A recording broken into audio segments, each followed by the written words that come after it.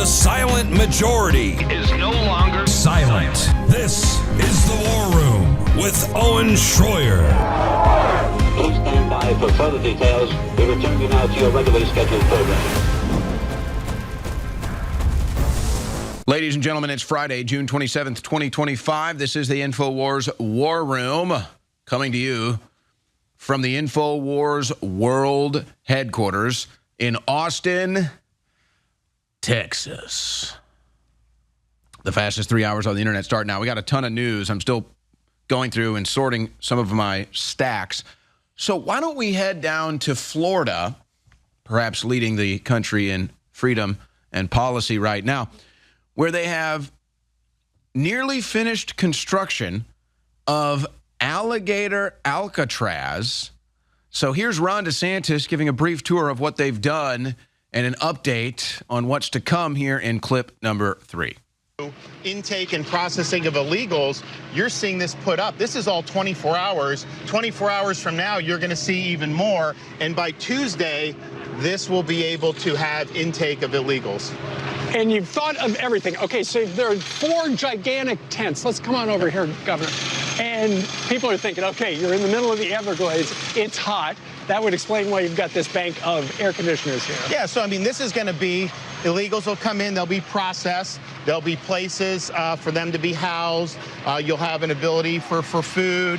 You'll have an ability for them to consult legal rights if they have that, because there is a process that's involved with this. So this is really everything. This is going to be a self-contained little area. And then, of course, you also have stuff for the staff that work here. So we've got laundry facilities. We've got showers. We've got, obviously, there you see the shower and bath facilities. Yeah, right there.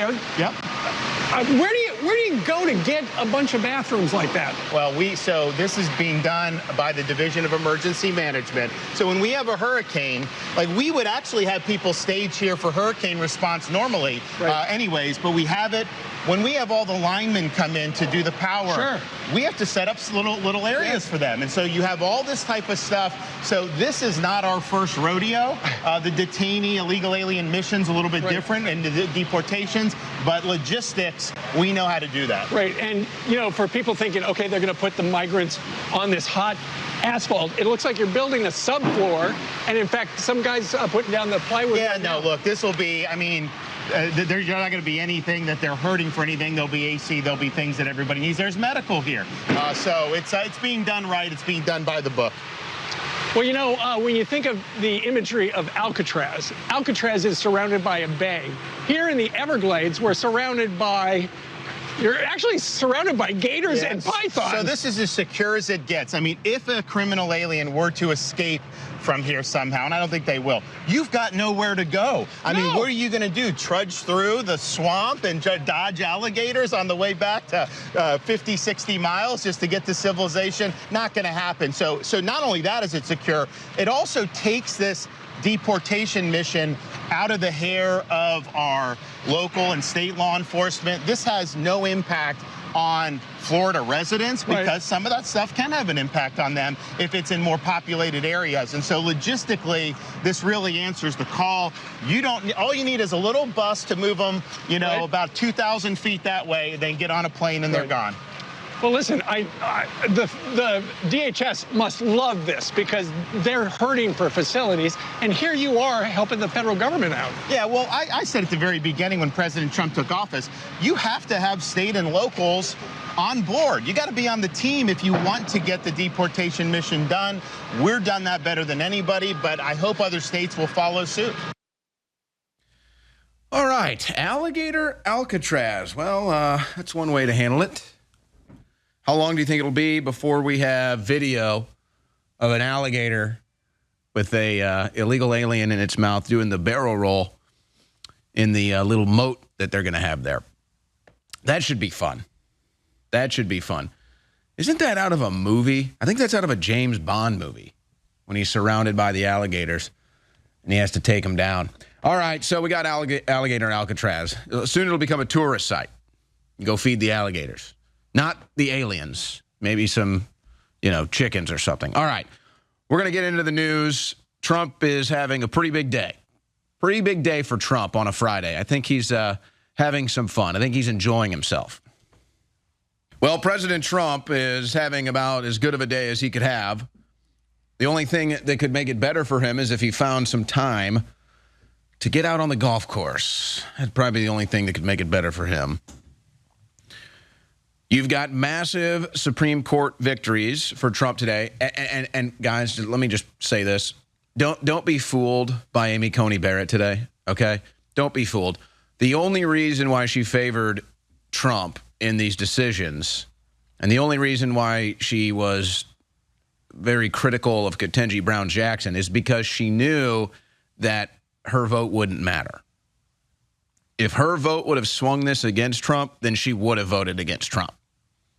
All right? So let's not get too excited or feel good about Amy Coney Barrett today. I'm seeing a lot of that. No. She knew her vote wasn't going to make a difference. That's why she voted in favor of Trump. But that aside, so Trump gets multiple massive Supreme Court victories, specifically on the birthright citizenship and the federal powers when it comes to the courts.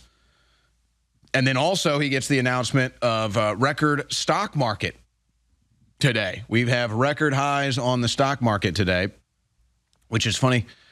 They said it was going to collapse, and now it's at a record high. Yeah, the fake news media gets it wrong again. And then he had a press conference today where he was on it, man. He was feeling it. He was taking questions left and right, rapidly, fast-paced, just extended, just kept doing it. Really, President Trump is having a fun one today, isn't he? So we're going to dig into all of that. I then have some other news. There's some building drama still over the Zohran Mamdani victory from the other night. And, you know, it's so frustrating watching Republicans blow this for New York City. You're blowing it. You are blowing it. And I'm just watching them blow this because Mamdani could be defeated. And you already kind of see the panic now happening in New York. And when you look at the turnout, even though he had a significant victory, it's defeatable. So Cuomo is going to try to leverage whatever he can, pretending to run as an independent. Then you're going to have an issue. Sliwa is not going to want to drop out. Adams is not going to want to drop out. So those two are going to cost each other votes. But that's not even the problem right now, because there's still time to correct all that. But what they're doing right now is going to be permanent damage. So I'll get into some of that. And then really there's a realization that Americans are having, which is just how much we've been ripped off, just to unreal degrees, how much we've been ripped off. And this is why the work of DOJ was so important and why it's frustrating here that we aren't getting really barely, not even 10%, maybe 1% of the DOJ cuts that are needed. But beyond that, you have to do the forensic audit of every single penny and where it ended up. And so I've got some more examples of that, some more examples of other foreign aid. And it's just so frustrating. And I pointed it out last night in a post that was pretty popular, because I'm driving in Austin on the main highway here, Highway 35, which is like Voldemort in Austin. You don't even want to say it. And I'm driving, and they have this construction going on. It's always construction. They have it down to one lane. You're backed up like 30 minutes just sitting in traffic, what would normally take 2 minutes maybe. And nobody's even working. They just have it down to one lane and some trucks sitting around and some people moving some barrels. But there's like nobody actually working. Nobody's building anything. Just parts just laying around, piles of rubble. Been that way for months. And I usually try to avoid it like the plague, but I had to go through it yesterday. And I'm just sitting there and I'm like, why do we tolerate this? And it is actually incredible that we do tolerate this, This is third world country status, folks. The only thing keeping us from realizing that it's third world country status is the fact that we don't have bridges just collapsing left and right. We've had a couple, but no, this is third world country status. We should be able to do infrastructure construction and get it done fast. This project, it doesn't matter if it's Texas. I could talk to people in Dallas. I could talk to people in San Antonio. Houston seems to have their stuff together better than the rest, but talk to people in Austin. I could talk to people in California. I could talk to people on the East Coast, D.C., St. Louis, you name it, Chicago, you name it. Everybody sees the same crap. You walk around New York City, what do you see? Scaffolding everywhere. It's permanent now, just scaffolding. You can't even see the sides of these buildings. You can't even walk on the sidewalks. It's just scaffolding everywhere. Third world country status. Now, it doesn't have to be this way, but because we send hundreds of billions of dollars overseas every year, our infrastructure doesn't get the attention and the funding that it needs. And we just put up with it. And so a basic highway project will take 5 to 10 years, and you'll drive by the same construction site 1,000 times. 999 of those times you won't even see anybody working. Most of the time you'll be driving by, they'll have the lane shut down. Nobody's even working. Nobody's even doing anything in these lanes. It's like this everywhere. And we just put up with it. It's third world country status. And you could easily take all that money that goes overseas, the hundreds of billions of dollars, and you could make that a desirable job, like the highest hourly wage or like the highest wage you'll get as working on highway construction. It's like maybe $70 an hour. Start in the low 20s. No, you should be entering that job at $50 an hour and $100 an hour when you're at the top of it.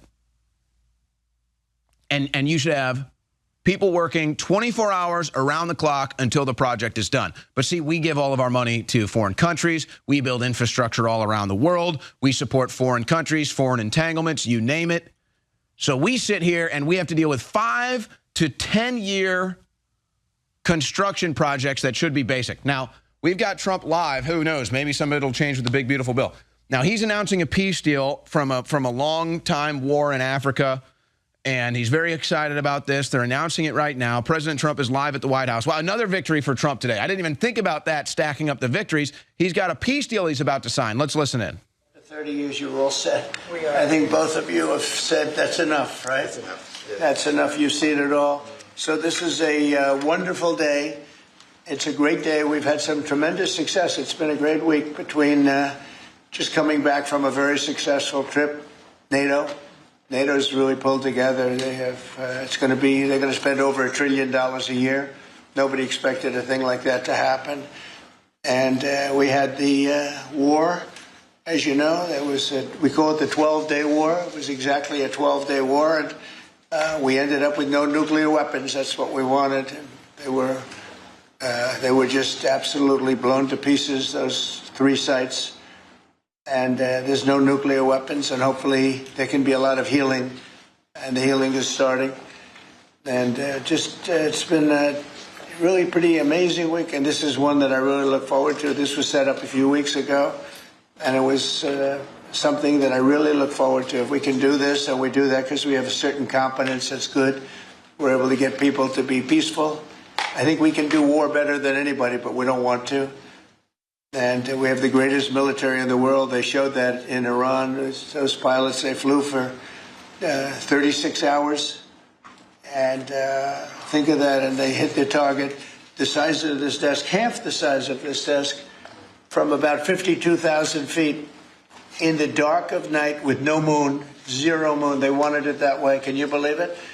And they hit, every missile hit exactly half the size of this beautiful Resolute desk. We don't want to talk about it when it comes to rockets hitting it, but half the size of this, and they hit dead center from tremendous heights, going at tremendous speeds.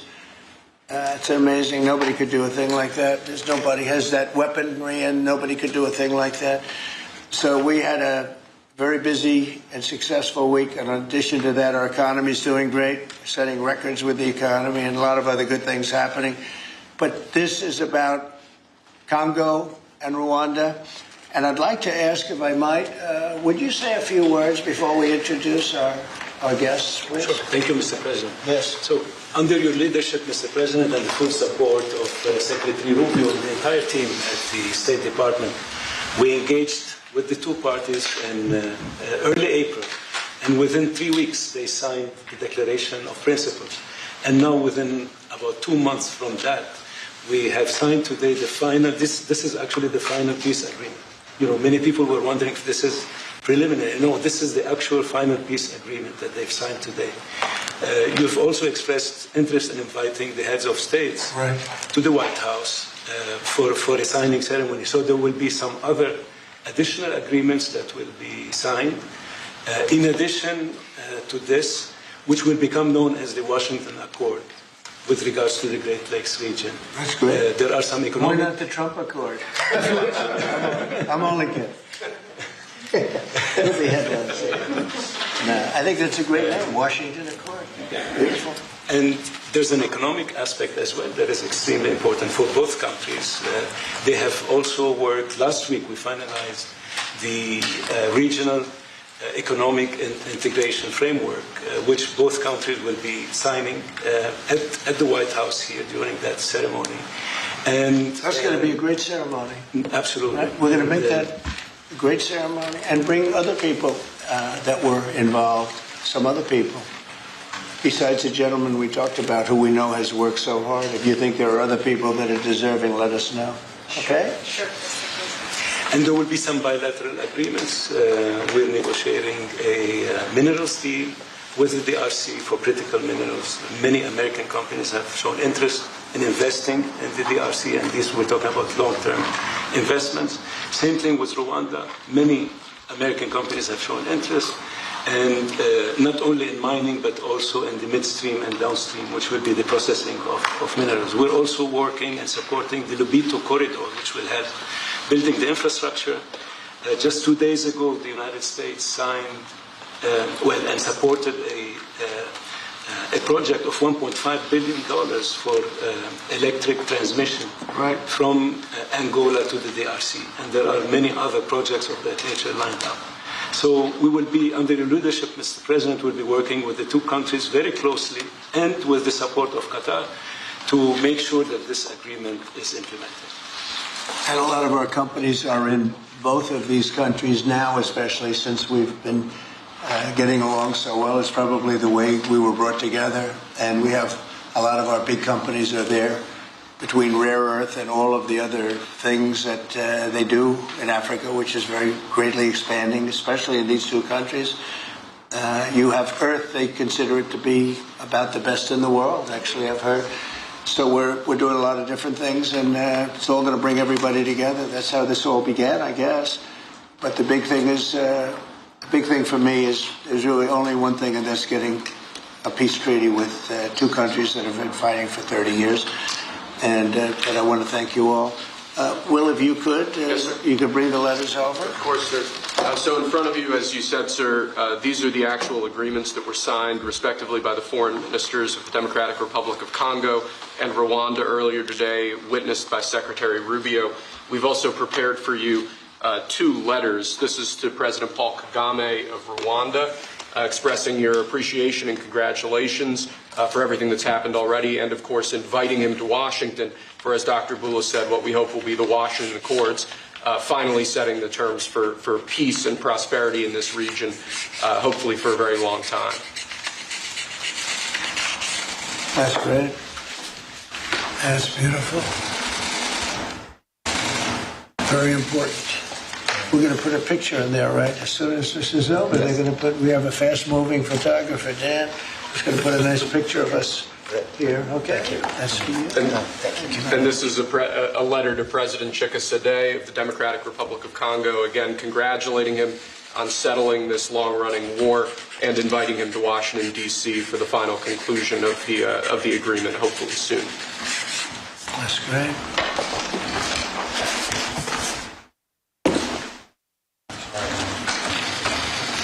That's right. That's great. Let me take that pen. And you take that pen. Thank you very much. So I'd like to ask JD to say a few words, our great Vice President, and then Marco. And go ahead. Great. Well, first, let me welcome the foreign ministers of Rwanda and Congo. It's great to have you in the Oval Office. And second, let me say congratulations to the President, Secretary Rubio, and the entire team. I think for the people of these two countries, they should know that the United States is committed to the pathway of peace. But to my fellow Americans, this is really a celebratory moment. This is a big moment for our country because under the President's leadership, we've taken what was 30 years of killing and war, the worst war in terms of death count since World War II, and now we're on a pathway to peace. And so if I think about what I know about these two countries, for 30 years, pretty much the entire time that I can remember these two countries being in the news, much of the story has been about them fighting one another, about them killing one another. And now we can look forward to a future where my children will look at this moment as the beginning of a new story, a story of prosperity and of peace. So thanks to the President, congratulations to the entire team, and to my fellow Americans. We should all be really proud because it's amazing what active presidential leadership can accomplish when it's geared towards peace and prosperity, and that's what we have in the Oval Office right now. So great job, sir. Thank you very much, JD and Marco. And then we're going to ask the two principals to speak. Yes, sir. Mr. President, first of all, thank you. When I first came on this job a few months ago, you made it very clear that one of the priority of this administration under your leadership is going to be the pursuit of peace. And from day one, whether it's been in Ukraine and Russia, whether it's been Pakistan, India, whether it's been Iran and Israel, and in the continent of Africa, your priority's been on peace. And today we see this come to fruition. It's sad. Wars get a lot more attention than peace. But peace is harder than war, a lot harder. And I want to congratulate both of the leaders here and their respective presidents for choosing the harder path, which is often peace, than the easier path, which sometimes is war, as costly and as bloody as it may be. And I echo the Vice President's statements, and that is that Americans should be very proud that the #1 voice for peace in the world today is our president, your president. And so thank you, President Trump. And I want to, again, recognize Dr. Boulos and the work he's put into this from day one. He's really put a lot of time and effort, and as our friends from the respective countries can share with us. And last point, I do want to thank, you've done this already, but the African Union, Togo, and Qatar, who have been extraordinary partners and whose help we're going to need to continue to receive in order to bring all this to fruition. So congratulations to both of you. Thank you, Mr. President. Thank you. Great job you've done. Do you want to start? Well, either way. Would you like to start? Ladies first, maybe. Okay. Thank you so much. Thank you very much. Thank you so much, Mr. President, for having us here. I think I can summarize my contribution in 3 main points. First of all, thank you and congratulations indeed for this remarkable milestone, which is putting an end to 30 years of conflict and of suffering, and which is redefining the perspectives that millions of Congolese and of citizens of the greater Great Lakes region will have. The second point is stay committed, stay on board. We need the United States to make sure that this agreement holds and that you hold us accountable. And the third point is, if you stay on board, I think there are so many perspectives that we can transform our partnerships through, and that can usher in an era of prosperity, of growth, and of shared bilateral relationships that go well beyond the challenges that we've shared together, and that can at least, or finally, focus on the potential and of the wealth that we can share. So again, our heartfelt gratitude to you on my behalf, but more importantly, on behalf of the people of the Democratic Republic of Congo. Thank you so much. Beautifully spoken, and I look forward to seeing your leader. A highly respected person, as you know, Indeed. highly respected all over the world, but in Africa in particular. So sometime in July we'll do something, a big ceremony. We look forward to it. Thank you very so much. Please. Thank you very much, Mr. President. This is indeed a historical day because it's the signing of a peace agreement between Congo and Rwanda to end a conflict that has been going on for 30 years. And there has been many mediation, facilitation in the past, but none of them succeeded. And we believe that it's because of your leadership and your steadfast commitment to this process with also a new approach of economic integration, regional economic integration, which is important to allow Rwanda and DRC working together, because this is a very rich region with cross-border trade, with minerals, with natural wealth. So with the U.S. Standing side by side with Rwanda and DRC, we believe that we will achieve a long-time peace. And we also believe that, as my colleague from DRC stated, it's important for the United States to stay committed, because today we signed, but now we need to implement what we have signed in order to open this new era you were talking about of prosperity, so that we can reap the economic dividend of peace.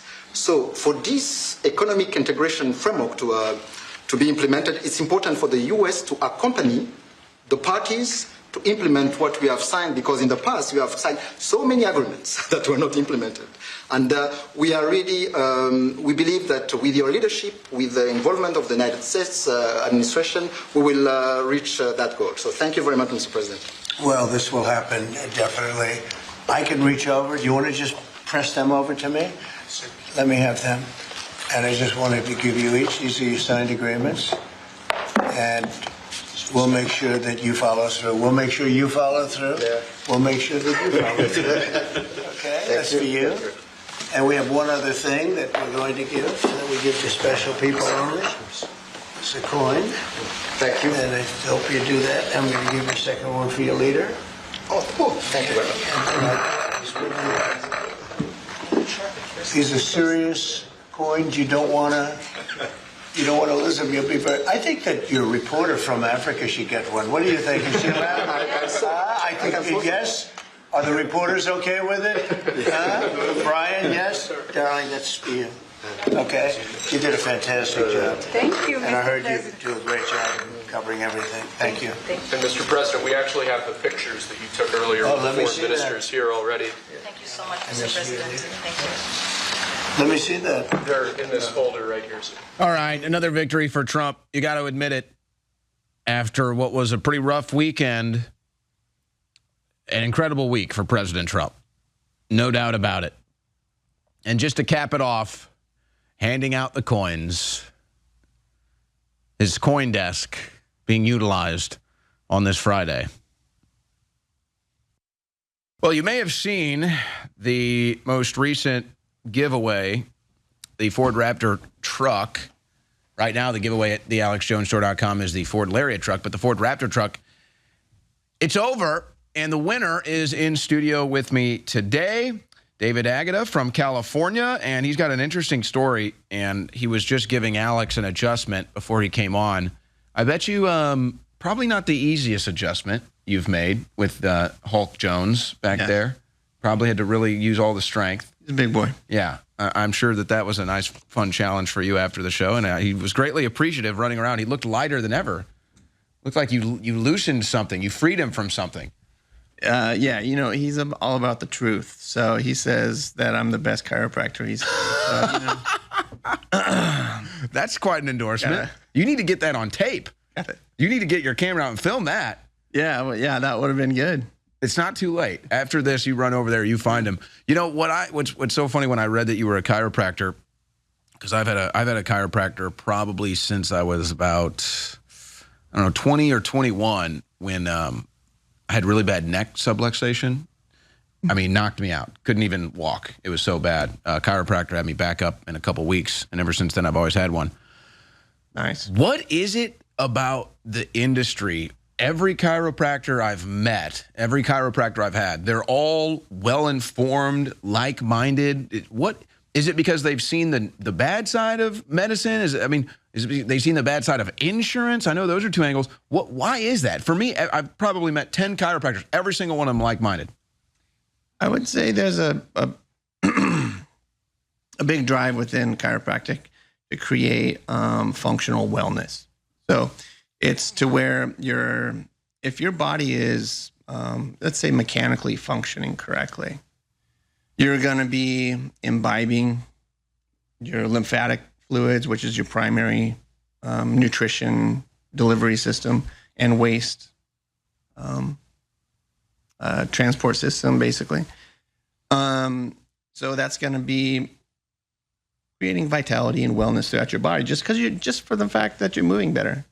And so if you're going 90 degrees this way, 40 degrees that way, it doesn't hurt, doesn't do anything, but you're mechanically running at 75% function just in your neck, just the mechanics.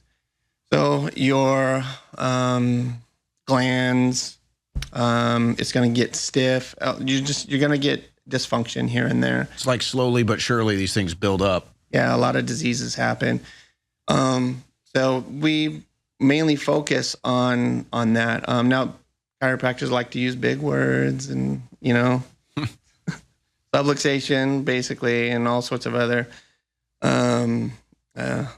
makes me sound smart too when I say it. Yeah, if you just get the lexicon of chiropractor, and you're going to be. Well, you go into the office. Some of them have them all over the wall, so you can get a little vocabulary in while you're waiting for your adjustment. Yeah. Yep. And so it sounds really complex. And if you start using, scientific method to study the tissues, get into those areas that are getting affected, it can get really complex. But I think a lot of what we focus on is your wellness, and that's a big portion of that is simple flexibility, pliability, balance of posture. Pliability, there's a word. You know whose favorite word that is? No. Tom Brady's. Oh, okay. It's his favorite word. Does he say he's pliable? Or mentally pliable? He has a whole market of products for pliability. Oh, okay. Yeah. Right on. That's what he credited his longevity to. Nice. Well, the dude looks like he's like 22 or something. He's like 16. Yeah, I guess he played like 22 seasons in the NFL. Yeah. And he credited it to pliability. That's what he says the main thing was for him was pliability. So do you think it's because they just see the natural remedies for problems and the natural way your body can, fix itself with the right adjustments versus what the medical industry tries to do? There's an approach, right?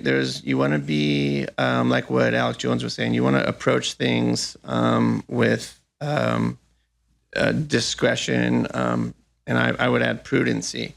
So when someone has low back pain, the goal should be to figure out if it's mechanical or if you have a systemic problem, and it's 9 times out of 10 a mechanical dysfunction. So improve the mechanics. So in every medical book, it says chiropractor or physical therapist if you want to go to a doctor to address initial stages of low back pain. But a lot of times we just look for a pharmaceutical, which definitely is going to be affecting our digestion and stuff like that to a degree. And just so you don't feel the inflammation or the pain. When you should be optimizing the mechanics of the body initially. So that's a traditional.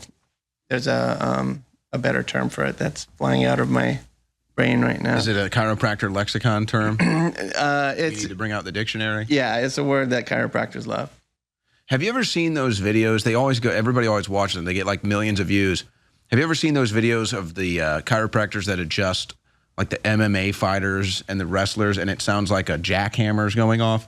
Yeah. You ever seen that? I've never had it quite. I've had a few where it's like, whoa, but never like that. No, there's a lot of gimmickry in every industry.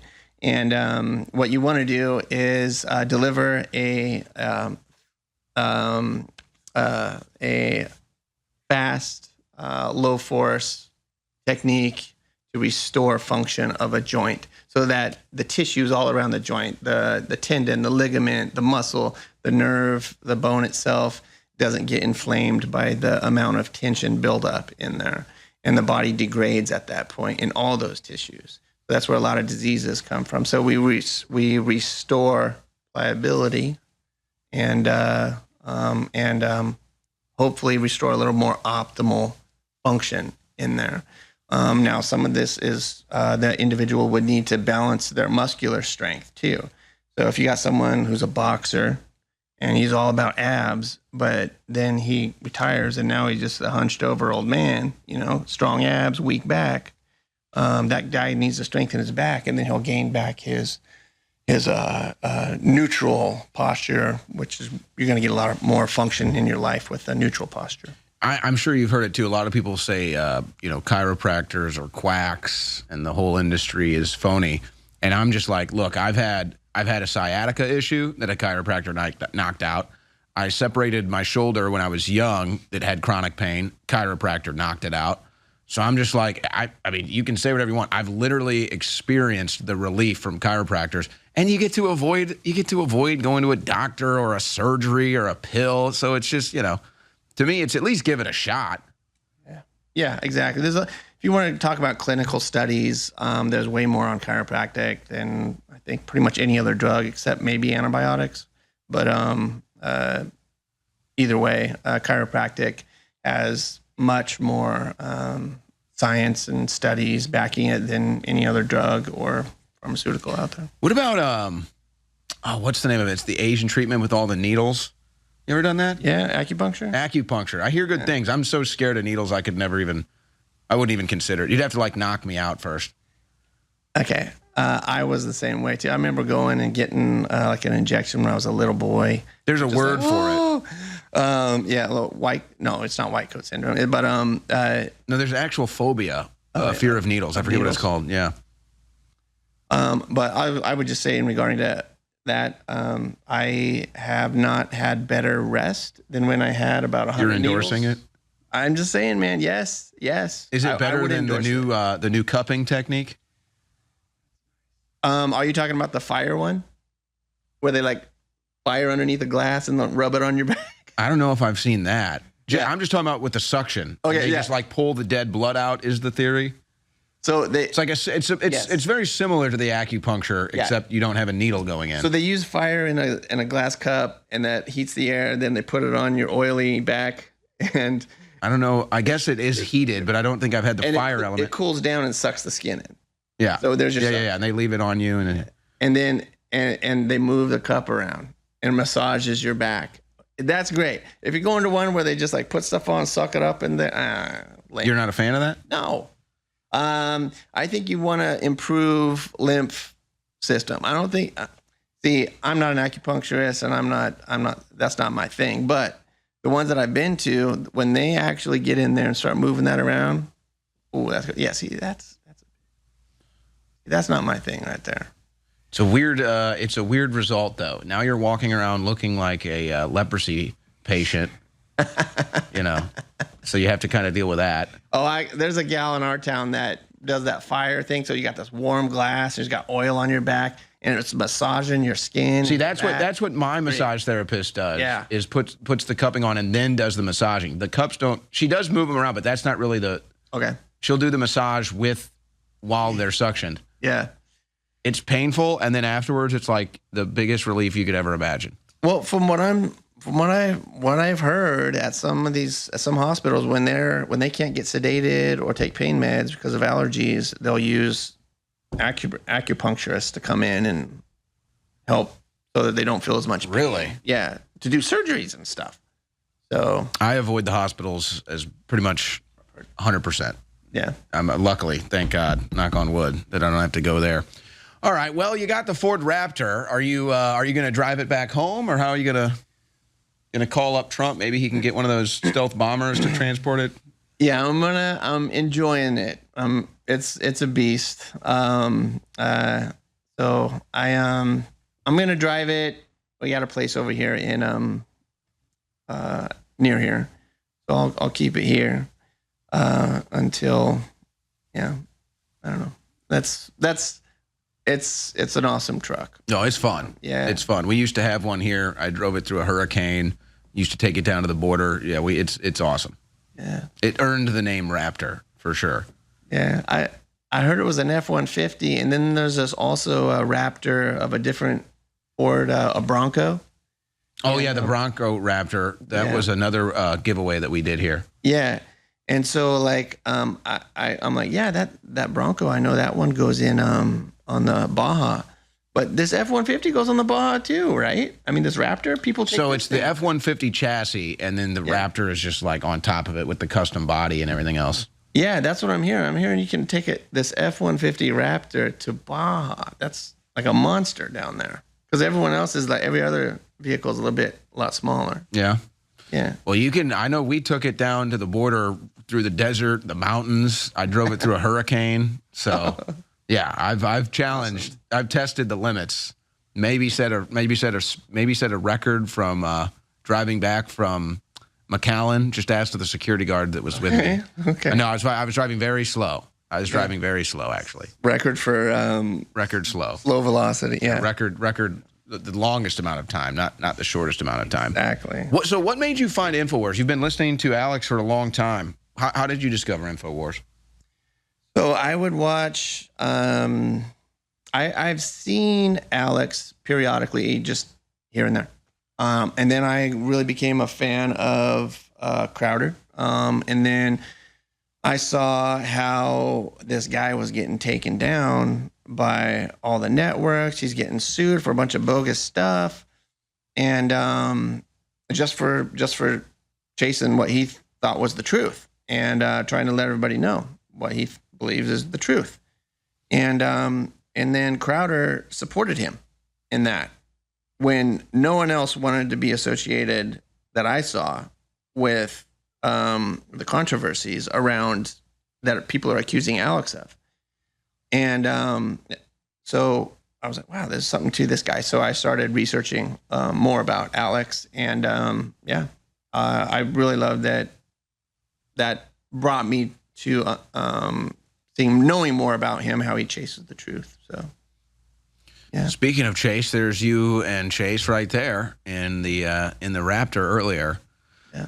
Yeah, that thing's a lot faster than you anticipate. Actually, you wouldn't expect the speed from such a large truck like that, but you can punch it pretty fast. I don't know if that one's got the turbo boosters in like we had one before. It kicks. It takes off. What was your purchase? Do you know the purchase you made that led to the winning raffle? I bought Methylene Blue, and then I got the monthly Methylene Blue. That's it. And then about a month, I remember there being a sweepstakes on there. And then so it was that's what led me to getting into the sweepstakes. Do you want me to say how the process of me, what happened when I won? Well, I was just figuring out because I like to ask. I think one person bought a flag. That was the victory ticket for him. So I just like to know what so it was Methylene Blue for you. Yeah. Okay. Now I'm going to be buying quite a few things here. So okay.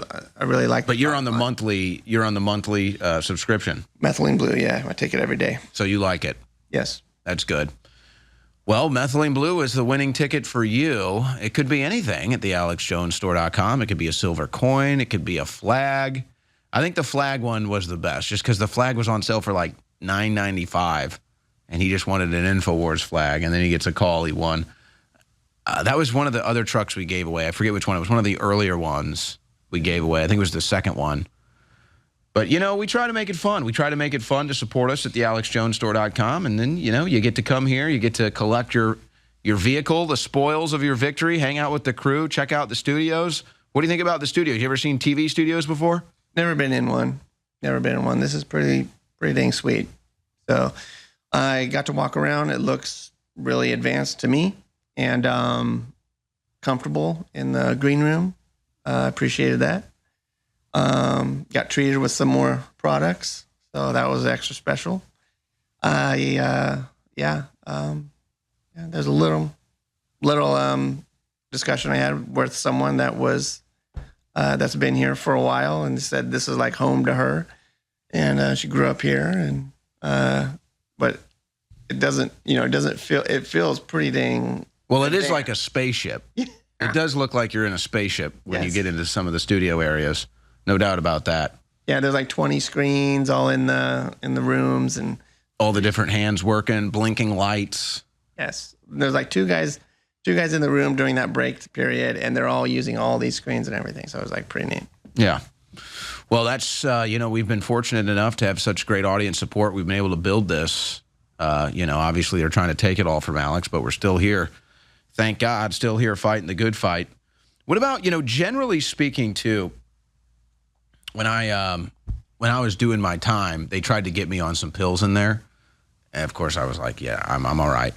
But, what I've seen is, when you talk about health supplements, and that's, we sell health supplements, it's such a modern marvel. It's such a modern advancement of health, because we are deficient in a lot of these things because of our diets, because of the things in our atmosphere. I don't know how much you get into that being a chiropractor, but again, it's like most of the chiropractors I talk to, they're all about it. Some of them even sell their own supplements at their clinics. There seems to be that kind of a crossover where it's like, okay, you're searching for real information, but you're also health conscious. You know that, hey, I can fight back against some of the toxins in my environment, maybe the negative diet with health supplements. How much of that is part of your health routine? That's a big part. I definitely would focus in my life first with intestinal, keeping my intestines clean. So I have a good fiber source with it has guar gum to keep the fiber together, so you don't have a bunch of loose fiber in your guts, and a little bit of bentonite clay to scrub a little bit of the intestinal lining, so everything's nice and functional, and you don't have a bunch of plaque buildup. So some people look kind of hesitant to use those types of products because they've had experiences in the past of like upset bowels or whatever. But I have a product I've been using for like 30 years, and I do that. Then I need to make sure that my cognition is up and my energy levels, my focus is there. And so I've always been looking for products like to do that, and that's where, I'm not trying to plug methylene blue, but there is a reason why I take it every day, and that's because it does that for me. Back when I was in high school, it was pretty common to see me sleeping in a class. I couldn't focus. Bro, all classes or just the morning class? I got all A's, but my morning math class, I would try to catch Z's for sometimes there. Yeah, I would just sleep in all my classes. So people would look at me, my eyes were just red. I think it was my blood, most likely. I wasn't carrying enough oxygen in my blood. I believe that's what was going on. So one of the school assemblies, one of the dorks thought it would be cool to give me a gift in front of the whole school, and it was a fluorescent, like yellow and pink and green watch, just to help keep me awake in school. Did it light up? Was that the purpose? So yeah, basically to distract me or whatever. I don't know, there's just some stupid idea, but that's how bad it was for me. But frankly, I loved the attention of it anyway. So, I was looking for fixes, and I would find periodic. I would have a little tool sets, and that's what I would tell my patients too. Is like, you need little tools in your life to fix this body of ours for various things. Like you would have tools to fix any other thing that you have. You need tools. So I would have a couple nutritional tools to help me with focus and stuff. But this one by far is the best one so far.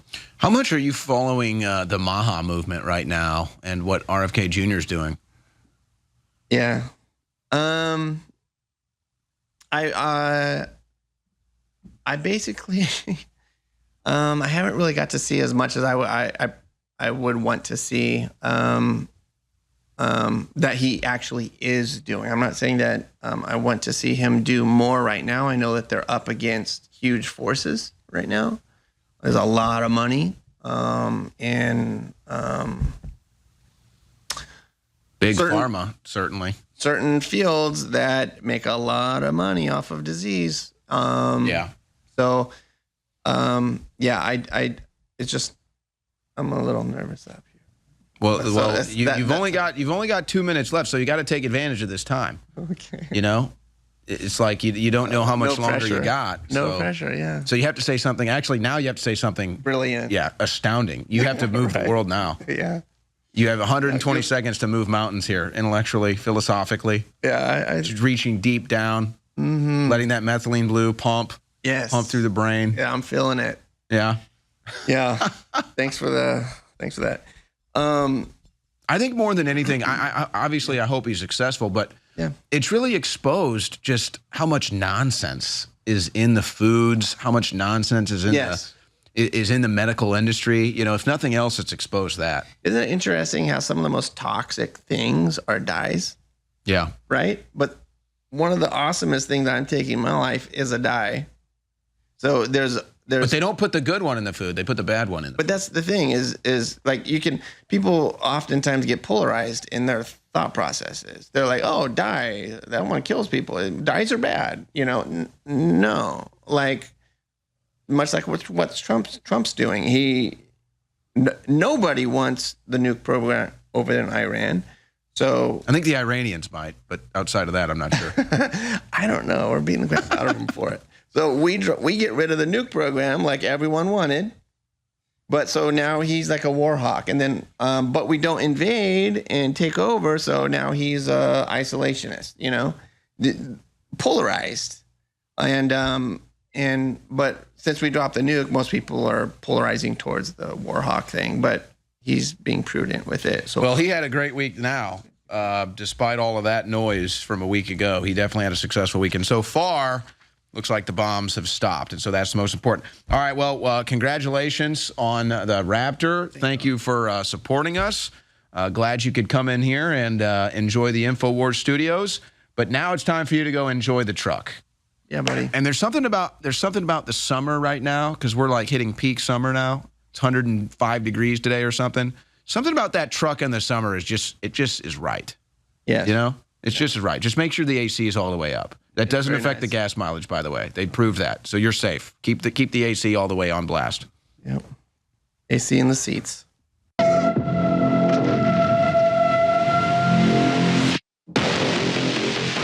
Explosive declassified FBI documents revealed by Director Kash Patel on June 17, 2025, exposed a Chinese Communist Party plot to undermine the 2020 U.S. election.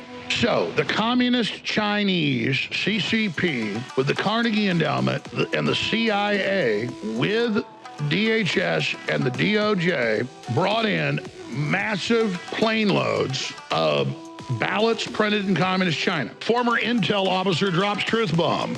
Gateway Pundit. CIA and ODNI covered up 2020 CCP election interference, fired him for speaking out. The documents, originally from the FBI's Albany field office, detailed the smuggling of tens of thousands of counterfeit U.S. driver's licenses from China and Hong Kong, used to facilitate fraudulent mail-in ballots for Joe Biden. Nearly 20,000 fake IDs were seized at Chicago's O'Hare Airport alone, but the investigation was abruptly halted, and the reports were ordered destroyed under former Director Christopher Wray. The deep state beast strikes again. So right here, when you see green, that is a successful intrusion, meaning they flip votes. Right. Red is unsuccessful in terms of flipping votes, but it could be reconnaissance or, passive recon, just looking at the different machines to see what the totals are. The Communist Chinese, which is a nation state that spends annually here in the United States $16 billion on intelligence and influence operations, that they could use a fraction of that budget and in those 7 swing states around the country produce, in warehouses that they have throughout those swing states. They have printers, they have the paper that's being used, they have access to the voter rolls, they have access to the ballots themselves, which are PDFs, which you can download online. And they're a nation state with an amazing intelligence service. They could acquire the signatures through artificial intelligence of everyone that was voting. and then you pick off 1 million people. This is, again, a worst case scenario, but they would take 1 million people who never vote but who are on the voter rolls and produce 1 million perfect-looking counterfeit ballots, insert them into the system, and try to decide the election. This is ultra massive because we learned about it back at the time. November 30th, talking about it then. They've got the forensic experts that'll show the hack, will show the patch, it'll show the fraud, it'll show the scam, it'll show all those Chinese ballots shipped in, flown in on private jets, fed in, that were all perfectly scantroned, perfectly printed, weren't even folded, were never put in an envelope, were never mailed. They were brought in. We even have the Chinese on video in Georgia and Michigan at 4 a.m. and 3 a.m. coming in with the dollies. Chinese nationals landing in private jets with perfect ballots, hitting us and hitting us hard. The Mockingbird media continues to dismiss the claims, but the evidence has stacked up and points to a coordinated assault on American sovereignty. The 2020 election's vulnerabilities, mass mail-in voting, lax verification in swing states, and unsecured drop boxes created the perfect storm for Chinese and deep state manipulation. Chinese printed ballots and electronic fraud tied to IP addresses in China had long been questioned, aligning with the FBI's findings. However, these revelations contradict the 2021 intelligence report claiming there was no foreign interference. U.S. officials buried the evidence to ensure Biden's victory and advanced a globalist agenda cozy with Beijing. This isn't just about the 2020 Biden fraud. It's about securing elections against the beast system embedded in our government and their foreign meddling in our republic's future. John Bound reporting for InfoWars.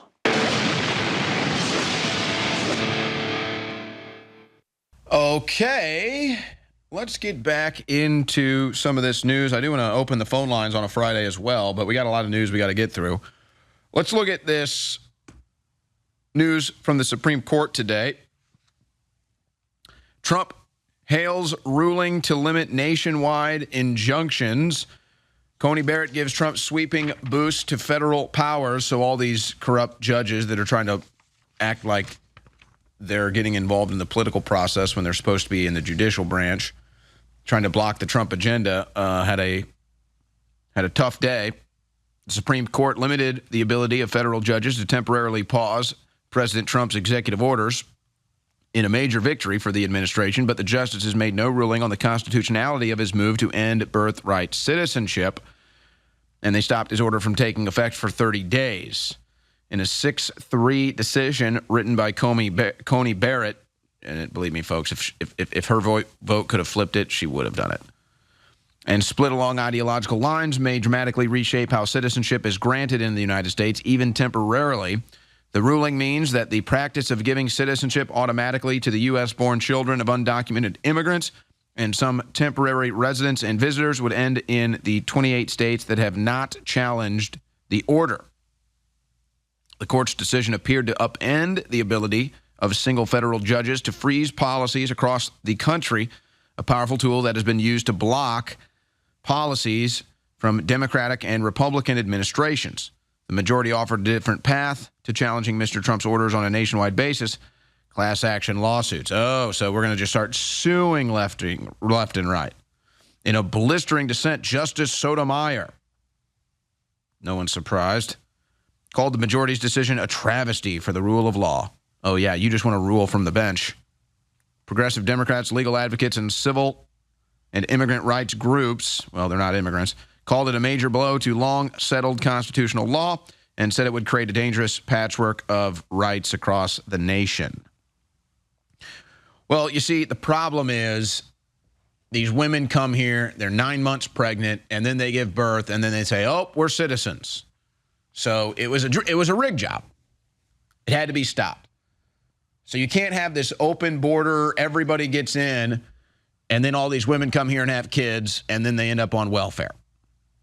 So it's a total disaster of a policy. You could fix the immigration policy, but that would take too long. So this is the quicker way to do it. Big victory for Trump. But please, I urge, do not be fooled by Coney Barrett here. She is still not on our side. They gave her this so that she could appear to be on our side, even though we all know better than that. Supreme Court justices let parents opt children out of classes with LGBTQ storybooks. It's one way of putting it. The sexual content for kids, X-rated content for kids, wouldn't be accepted in any other time in human history except for the perverted leftist agenda that we have to deal with now. Parents with religious objections. How about common sense rejections? How about that? How about common sense rejections? When they put a rating, I think they started it in the 90s on TV, and they have G-rated or all this stuff on a TV show. Was that for religious purposes? Of course not. That was standard common sense. So if a parent's watching a TV show and they can see, oh, it's G-rated. Okay, good for kids. So it's not a religious thing. It just so happens that the religious groups were the ones that decided to stand up against this and stand out. But it's not. It shouldn't even be a religious thing. Non-religious parents don't want their kids to be subjected to pornographic materials in the classroom under the guise of LGBTQ+. But, oh, it's religious. That's what they like to do to try to, put this thing on it, oh, it's the religious type. Oh, yeah. No, it's common sense, parents. But see, this isn't even good enough. So you can withdraw your children from the public schools when the books are discussed. No. How about you remove the damn books? It's a mess. So now you're dividing the children and you're dividing the parents and you're making it, and where do the kids, it's a mess. Stop it. Get the damn books out of the schools. Get the damn books out of the schools. Supreme Court upholds Texas age verification law for adult websites. So the adult industry is going to be very upset about this. The adult industry lobbies are going to be very, very upset about this. And believe me, they were doing some lobbying. But think about how grotesque that is. They don't want there to be an age verification on their websites because it hurts their traffic. So are you admitting that most of your traffic is underage people? Sorry, I don't think anybody's going to be crying. Nobody I know. Now, Coney Barrett did have some interesting things to say about Ketanji Brown Jackson. Well, Ketanji Brown Jackson is not very bright. She doesn't even belong on the Supreme Court. But I think this is Coney Barrett just trying to take a victory here and get some good faith back that she's lost from conservatives in America. Rightfully so. But big victories for Trump. Big victories for Trump at the Supreme Court. Big victories for Trump in the market. Dow up 500 points. S&P 500 hits new high on trade, truce, optimism. If you bet against the media when they said the markets were going to crash, if you really timed it right and you bet after they dipped when the media was trying to crash them, then you're up like 25, 30%. Maybe more, actually, since they did that, if you played your cards right. It's kind of like it's not as exact as betting against Cramer, but it's a similar bet. It's like, okay, if the media says this is for sure going to happen, then you bet against that, you're probably going to do okay. I've made a habit of it, actually, ever since they told us Hillary Clinton would win. And all my friends thought I was crazy saying Trump would win. Well, we know who got the last laugh there. By the way, they said the same thing about Milei in Argentina. This is from November of 23. Economists warn election of far-right Milei would spell devastation for Argentina. And they wrote all these stories. More than 100 economists publish open letter about how Milei will crash the Argentinian markets. And it's actually done the exact opposite. Argentina was trending in the wrong direction financially, the wrong direction economically, and now it's trending in the right direction. And Milei is engaging in his own Doge tactics, and it's been very successful for him. So they got it wrong there, too. They just keep getting it wrong, to the surprise of nobody. Meanwhile, this is going to be the issue of the future. And a lot of this kind of gets drawn into the funnel now that is the relations that we have currently with Israel. And a lot of that is because of the situation, the war between Iran and Israel, and the really intense scrutiny of the AIPAC lobbyists and their control over Congress. But this actually expands well beyond Israel. Israel is not the only country that benefits from our foreign aid. You could arguably say they're the biggest benefactor of foreign and military aid, but they're not the only country. It's like nearly every country on earth.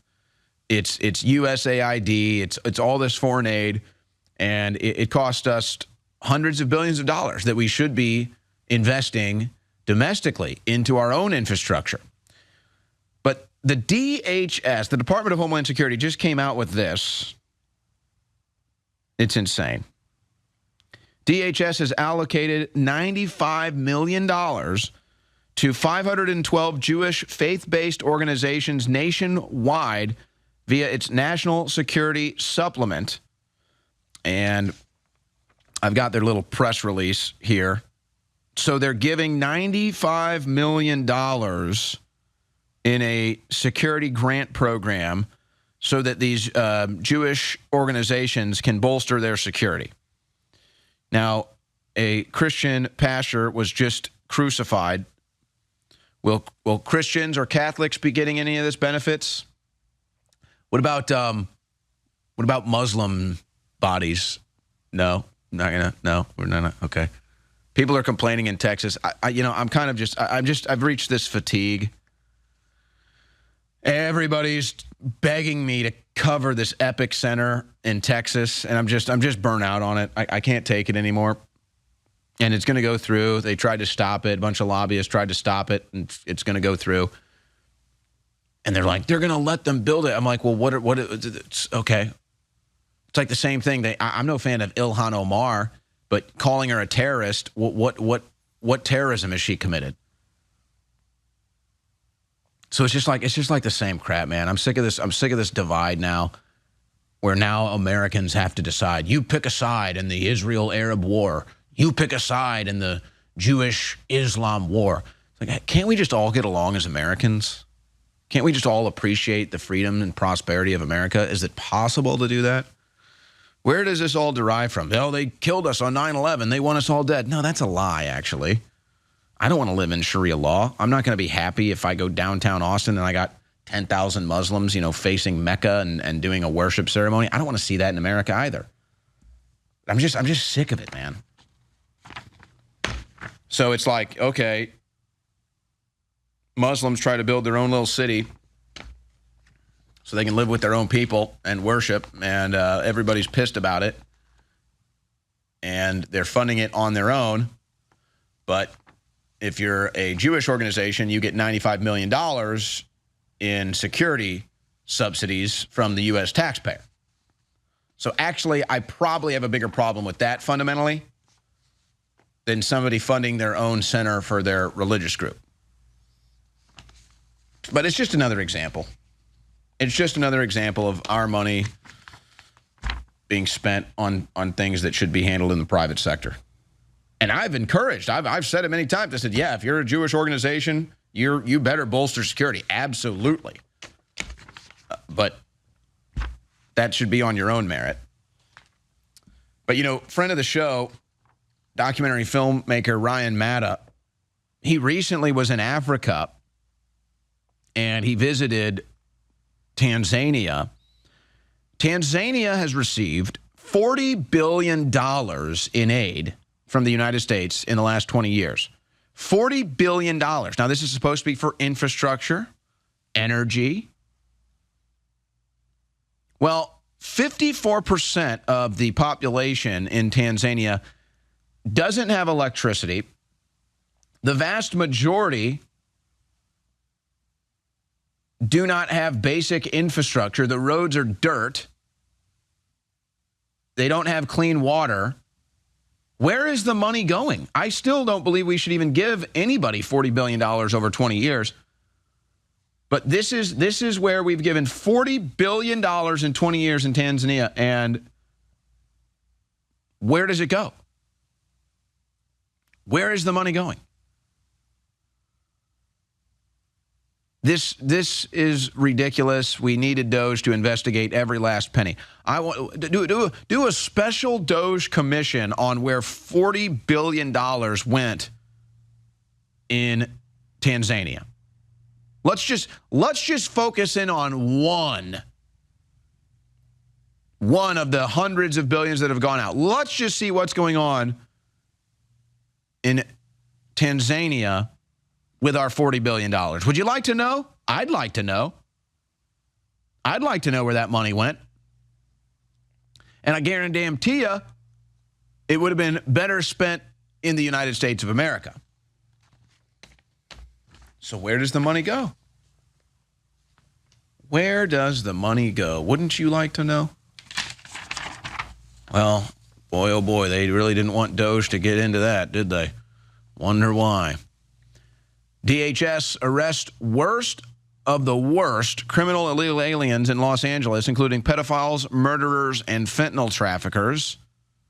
This was the most recent DHS operation in Los Angeles, arresting criminal illegal aliens with convictions ranging from murder, pedophilia, fentanyl trafficking, spousal abuse, sexual assault, and armed robbery. And they're protesting this. The Democrats are protesting this. They want murderers and pedophiles and rapists. They want them out on the streets with you and your family. That's what the Democrats are into. It's very strange what they're into, but they are. Florida man indicted for 86 posts allegedly threatening to kill Trump's lawyer, Alina Habba. Yeah, that's a bit of an obsession, wouldn't you say? Florida man, I guess it goes both ways, indicted Friday for threatening to kill Alina Habba with a series of online posts. Trump derangement syndrome, folks. These people are freaks. Gavin Newsom is suing Fox News, saying he lied about a call with Trump. He's accusing the network of defaming him in its coverage of a phone call he had with President Trump. The suit, filed in Delaware, where Fox is incorporated, seeks damages of at least $787 million and a court order prohibiting Fox from broadcasting or posting segments that mistakenly say Newsom lied about his call with President Trump. That's a hefty one right there. $787 million, claiming he lied about the phone call, or claiming Fox lied about the phone call. Tell me, what do you know about the Smith-Mundt Act? Mike Lee is making a big fuss over this on his very popular X account, @BasedMikeLee, Senator Lee, not his official Senate account, but his personal account. End government-funded propaganda, restore Smith-Mundt. They repealed the Smith-Mundt Act under Obama, and the U.S. government started propagandizing its people once again. Therefore, restoring the Smith-Mundt Act would involve reversing the changes made by the 2012 Modernization Act. Yeah, did you know that Obama made it legal for the U.S. government to propagandize you? Well, I don't know. Maybe the Trump administration likes having that. Maybe. Just maybe. Now, this Zohran Mamdani situation continues to get out of control. And I'm just trying to tell, look, I don't like the guy. He'll be a disaster for New York on many different levels. So this isn't, people tend to have this bifurcated stance of everything. It's like, no, just come out and crush him. It's like, no, I'm gonna give real political analysis here. He could be defeated very easily. He should be defeated very easily. And really, you have to throw everybody behind Adams probably at this point. So Cuomo needs to drop out and support Adams. Sliwa needs to drop out and support Adams. But right now, they're both still in the race. So that would be the right political measurement to defeat him, is to first those two drop out and endorse Adams and throw their weight behind Adams. But the campaign against him right now, this is going to crush him. And they just don't get it. They just don't get it. And now it's become a national issue, which is only going to give him more popularity. So you have Representative Andy Ogles here putting up cartoons that are pretty funny, but kind of ridiculous at the same time. Bye-bye, little Muhammad. If you lied on N-400 naturalization forms, you're going home. Well, I highly doubt they're going to deport him. So now they're calling him Little Muhammad. Can you imagine if you called a... Well, you know what? Do we even want to play that game? What would be like an anti-Semitic, if you called like a Jewish person, like what, little Jehovah or something? Little David? I don't know. But he's Little Muhammad now. And now he's getting attacked by the Republican Party. They're trying to get him deported. Literally, they're filing with, they're requesting Pam Bondi deport him. Little Muhammad Mamdani is anti-Semitic. That might actually do it, actually. If they get him to, if they accuse you of anti-Semitism, you might actually get deported. That could work, actually, with Pam Bondi. We know that's her biggest issue. Draining the swamp, arresting the deep state criminals, all the criminal referrals on her desk. She's not interested in that. But she will stop anti-Semitism. If she hears about a cup of coffee that's anti-Semitic, she'll crack down. She'll get on that immediately. So maybe she will. And then I got Eric Adams. Just quickly, guys, with Don Lemon. Give me clip 6. You think that he is an anti-Semite? Hey, I'm sorry? Do you think he's an anti-Semite? Yes, I do. I think some of the that's comments... good. Look, I'm telling you, you're blowing it. You are blowing it. People are sick and tired of this anti-Semite crap. They don't want to hear it. Attack him on the communist angle. Attack him on the socialist angle. Attack him on the economic issues. Attack him on his blatantly racist campaign statements in his actual campaign official letterhead on his website. The more you call him an anti-Semite and the more you make it about that, the higher his odds are of winning. And if you don't believe me, let me just show you the fatigue on this, which is the fatigue on the left is almost 100%. The fatigue on the right is about 50%. I've been reporting on this for a long time. Nobody wants to listen to me. The fatigue that you have hearing about Black Lives Matter, it's the same thing with anti-Semitism on the left. This is a poll from Nancy Mace. That she put on X when I printed this with the crew a couple hours ago. It had 63,000 votes. Should Zoran Mamdani be deneutralized and deported? So she's a conservative. Obviously, most of her followers are Republicans. I'm sure she thought this would go one way. Folks, it's split. It's split. Even conservatives are sick of this crap. Even conservatives are done with this anti-Semite Black Lives Matter for Conservatives movement. In fact, no is winning. So on a Republican account, no, even conservatives have this fatigue, folks. Even conservatives are saying, hey, stop it. Stop with this anti-Semitic accusation of everybody. Stop with this. We have to deport anybody that's an anti-Semite. Even on Republican conservative polls, they're losing. I'm telling you, you are blowing it. You can defeat this guy. If you care about New York City and you like what the changes in Eric Adams, you can defeat Mamdani. Talk about the economy. Show his campaign statements. If you lean in on this, on, oh, anti-Semite, oh, deport him, he will win. That will make him more popular and he will win. But they can't help themselves. They're just going to keep doing it. They just can't help it. The answer to 1984 is 1776.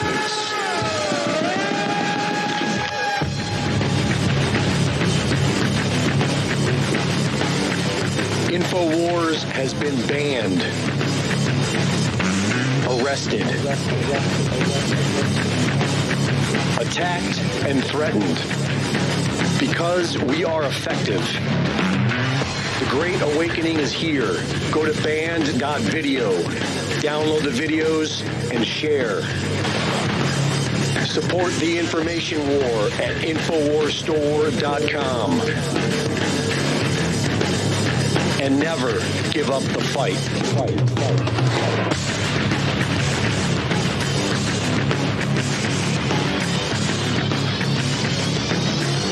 Infowars.com. You were just telling me that you had a brain disease, and what did you do to fix it? I found this guy as a functional medicine guy, and he got me on methylene blue, and that instantly stopped everything. I'd take it. Okay. Yeah. I take it every day as well. And yeah, RFK Jr. told me about it. Yeah, man, it's fantastic. And so this guy's injecting, in 1890, injects these rats with it, and then does an autopsy on these things. And their brain, the brainstem, every single nerve is blue. So he discovered this methylene blue has an affinity for neuronal tissue. So he says, well, it's sucking into neurons and working in the body. So we started putting it in humans. And we found out it's an MAOI, which helps with depression and anxiety and all kinds of life stress and stuff. It is so incredible that it acts as an electron donor to mitochondria, especially your neuronal mitochondria. So it helps you produce more ATP. And it helps you get rid of this stuff called reactive oxygen species. So you have an oxygen molecule that should have two hydrogens on it. And like your body's job is to convert stuff into water so you can pee it out. So if you get an oxygen molecule, it's got 4, 5, 1, it's a reactive oxygen, which we call free radicals. So methylene blue goes in there and balances a lot of those things out in your brain and your nervous system. So it is a miracle, and it's been proven for 100 years. It's one of the most well-proven drugs out there. The strongest medical-grade methylene blue, and this is what I'm on. Total mitochondria cleaning, next-level energy. This is amazing. And you want to know what I'm on? Iris CMOS, Shilajit. This right here, look at that. That is power. I'm on intermittent fasting. I'm 8 at 3 o'clock today. And I stopped eating crap food. Stop drinking. That's what I'm on right there, baby. All right, ladies and gentlemen, back here live in the InfoWars World Headquarters in Austin, Texas. I am going to give out the phone number now. We're halfway through the show. We're going to take calls with the rest of the news here. Let's get the phone lines open and ready to go. And then I'm going to get into this big geopolitical stack. The number to call in, 877-789-2539. It's on the screen now. 877-789-2539. Anything is fair game. Anything. Whatever you want to talk about. How about that? Literally anything. You know, there was a caller. I think the last caller we took was Stephanie. Was that the last caller we took, guys? I think it was earlier this week or last. And she was, she came in hot. She came in hot, a little critical. Had a good call. And I was kind of reflecting on that because there was a lot of feedback from that. So when you get feedback on a caller, it's like, okay, something was there. And I think I better understood what she was trying to say after I thought about it, because I didn't really understand what she was saying at the time, talking about Elon Musk and Trump. So if she wants to call back in and talk about that, I think I understand what she was trying to get at now, and maybe just didn't communicate it so well. But anything is fair game today. 877-789-2539. All right, in the meantime, this is pretty wild, you have to admit. I mean, if this doesn't look like intentional propaganda, I don't know what is. It's a picture of the Last Supper, and then a picture that's being advertised definitely in Israel, but this will probably go all throughout the Middle East. The Abraham Alliance, it's time for a new Middle East. And then it shows all the Middle East leaders there with President Trump at the front.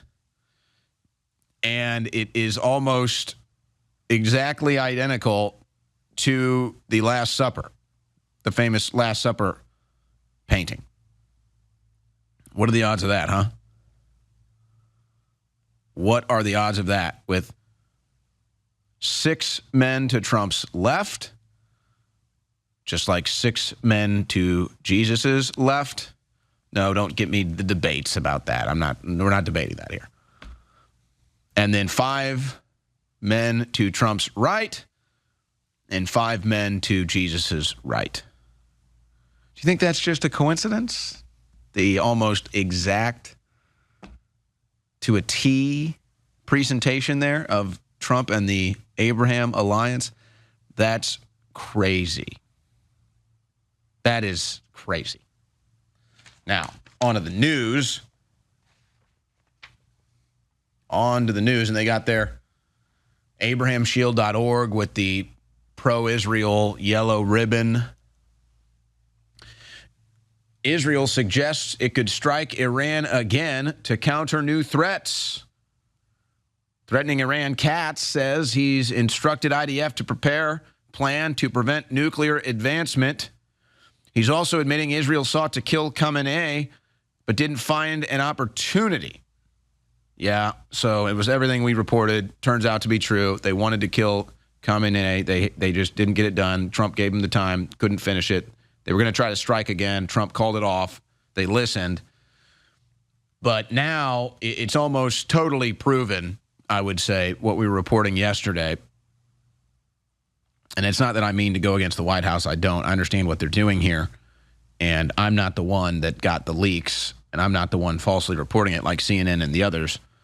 But it was pretty clear that Trump did the backdoor deal to get the peace agreement. And they were trying to destroy it, is what it was. They tried to destroy it. They wanted more war. They wanted more strikes. So again, you can believe that they destroyed the nuclear facility or not. The purpose of the media reporting that it wasn't destroyed was to start the war up again. That's what they wanted. They wanted the war to start up again, and they wanted the Israelis to say, you didn't destroy it, we got to go back, we got to strike again.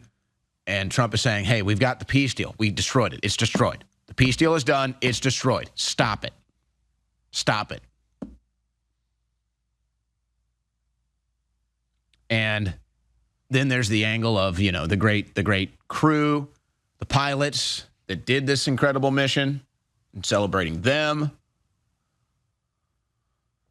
But it sounds like the forces in Israel are not finished, and they don't like this peace deal. And my guess is they're the ones behind this story getting out that it's not destroyed, because then that gives them the excuse to go back in, more strikes, and then try to continue their regime change, try to continue killing the Ayatollah. But see, you don't get the negativity. You don't hear about the negative news that's happening in Israel because they're all supportive of the war too. It's crazy. I don't hear it anywhere, so I try to fill that void. But I'm one of the only people reporting on the devastating effects that are happening in Israel. You've got Colonel Douglas McGregor, who goes on a lot of shows. You got Judge Napolitano, who does interviews where they talk about it. You've got some others out there. But most people, it's just, just support them no matter what. This is great. This is what all the Israelis want. Well, actually, it's not what all the Israelis want, and it's been devastating for Israel. Aside from them going in and out of bunkers and the amount of death and destruction, the economy is getting crushed. Israeli economy facing challenges as 12-day conflict with Iran leaves country with billions in economic losses. Some of it may never come back. Israel's economic losses as a result of Iran war estimated to be $6 billion. And then that's just in the short term. Who knows what that's going to look like in the long term? If the cease deal or the peace deal continues, then they can reopen the economy. People might start coming back in. Businesses might start opening again. Tourism might come back. That one is real iffy. But it hasn't been good. But it doesn't matter. Netanyahu's not about that. He's about regime change and his larger legacy and agenda. Now, the Ayatollah is not really doing anybody any favors here either. We thank God for aiding our armed forces, enabling them to penetrate their advanced multi-layered defense and bring many of their urban and military areas under pressure of their own missiles, and with a strong assault of their advanced weapons, reduce them to rubble. This is one of the greatest divine blessings. So it's a holy war for both of them. And most aren't actually, you're not getting really any reports about the damage in Israel, but it's pretty bad, folks. I mean, I don't know if you could say it's fully devastating, but I mean, Iran hit them hard. And, you know, the death is minimum, thank God, but a lot of the infrastructure, airports, military sites, you know, downtown metropolitan areas got hit bad. But they're just not reporting on all of this. They just only want positives coming out of Israel. Only positive news about Netanyahu, only positive news about the war, only positive news. No, there's bad things happening to the Israelis. But that might make you question the motives. That might make you question whether it should be continued or supported. Well, Khamenei is now pissing off Trump. And now he's saber-rattling again. So you're just going to make it worse, and you're going to get yourself killed. You continue this, you're going to get yourself killed. And then at that point, you're looking at a situation where the U.S. will withdraw. Trump won't get any further involvement at this point, I believe. He'll let Israel handle it, but they'll be able to handle it.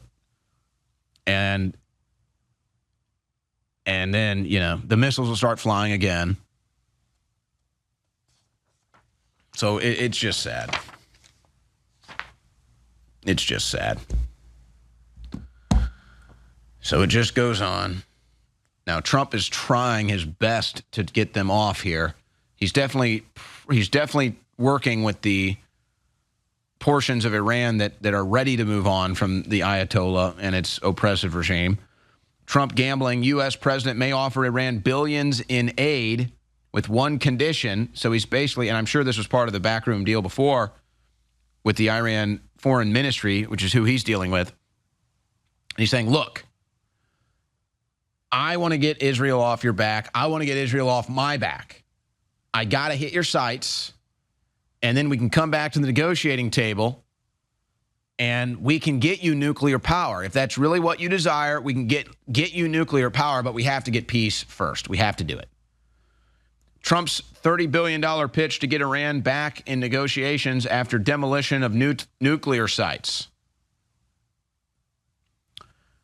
So we'll see what happens there. Yeah, the crew has it up on the screen. Israel's bombing another country. No surprise. So they just can't help themselves, folks. The Israelis are just nuts. They're nuts. I just don't get it. They just can't, without just a day. It's like they don't bomb somebody for a day. They just get like, it's like a crackhead. It's like a crackhead itching for crack. It's like, oh, we didn't bomb anyone today. Let's bomb Lebanon now. Yeah, blow them up. So Israel's now bombing Lebanon. They're trying to resettle all these different parts. They're killing people. It's insane, man. It's just insane. I challenge Israel not to bomb a foreign country for a month. Do you think you could do it a month? I don't think you could. I don't think they could. It's like, when are they going to run out? Are they ever going to run out of missiles? They sure got a lot. U.S. used up 20% of its global interceptor missile stockpile during Iran-Israel conflict. 20% to protect Israel. 20% because of their war. Military Magazine estimates that between 60 and 80 interceptors were utilized during the conflict. Every launch of THAAD interceptor reportedly cost between 12 and 15 million, meaning the cost of these interceptors sits between 810 million and 1.25 billion. So, you know, I got a lot of heat. These people on X, man. when I was reporting on how much this cost us, and they said, this is not true. It's not costing us anything. Are you stupid? You are, aren't you? And also, I got to say, I think Grok either has a sick sense of humor or it's just like there's something wrong with it. Because the numbers that I'm putting out, when I'm doing numbers on like military spending and foreign aid and such, Grok is a source that I use. So I'll put up these numbers that Grok gives me, and then people will respond and say, Grok, is this accurate? And then Grok will say, no, these are the real numbers. And I'm like, Grok, I got these numbers from you. So what is up with that? Is that Grok just messing around? Is that Grok just it's still not accurate? It's not working right? It's very strange. And I see this consistently because I like to report on military spending, foreign aid spending with Grok as a source. And then other people ask Grok and give him a different number. So that's very strange. Now, here's a couple other reports on this before we take calls. This is from Israel News, and they're actually reporting on some of the damage sustained that you're just not going to see in Western media here in Clip 8. So they're talking about how their bases have been struck and airports have been struck, strategic sites, and he's talking about how nobody's reporting on this. Nobody wants to report on it. They're covering it up. But people in Israel know it. And it's all to protect the Netanyahu regime. That's good, guys. Thank you. It's all to protect the Netanyahu regime, folks. He doesn't want the world to see the damage in Israel. He doesn't want the people of Israel to see the damage in Israel. So they're running an active cover-up, is what they're doing. Trump commented on some of this today in their press conference as well, but I don't want to go to that. I don't want to go to that. I think I'm going to go to your calls now. So let's do that. Let's go to the phone lines.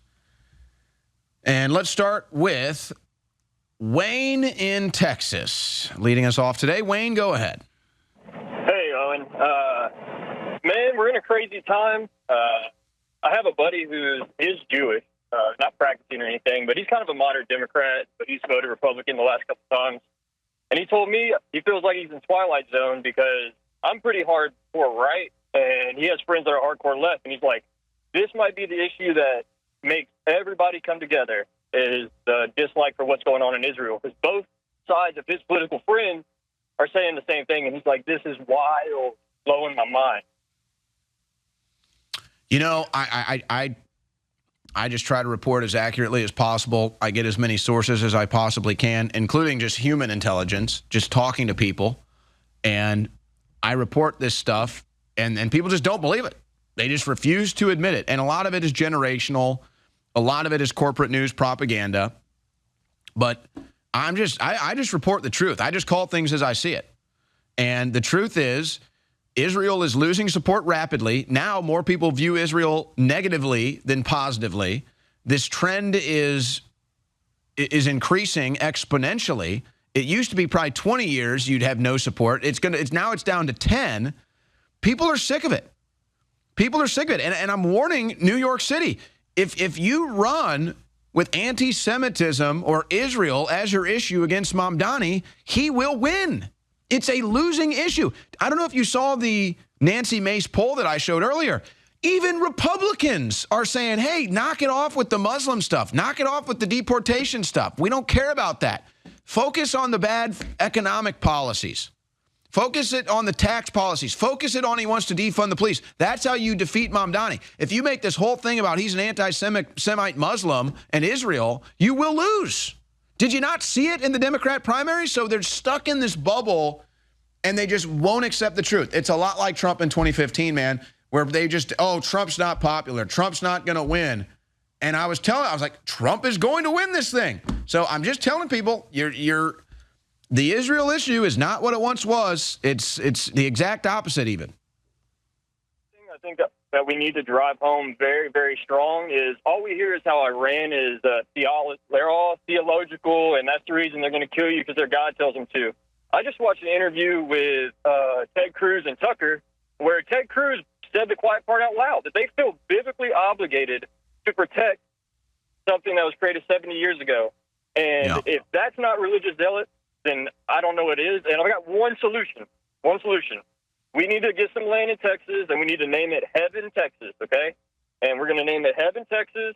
We can decide who comes in, who doesn't come in, and everybody that is a Christian nation or believes that you can name something thousands of years later and it's the same thing, then we need 10%. Thank you very much. All right, thank you for the call. I was going to respond to something else you said, and then you distracted me with the Heaven, Texas idea. But, it's really a generational thing. Ted Cruz represents that generation, and there is the theological idea that you're protecting the Israel of the Bible, which is just not true. But I'm never going to convince people of that, so I don't even try because it's just not worth it.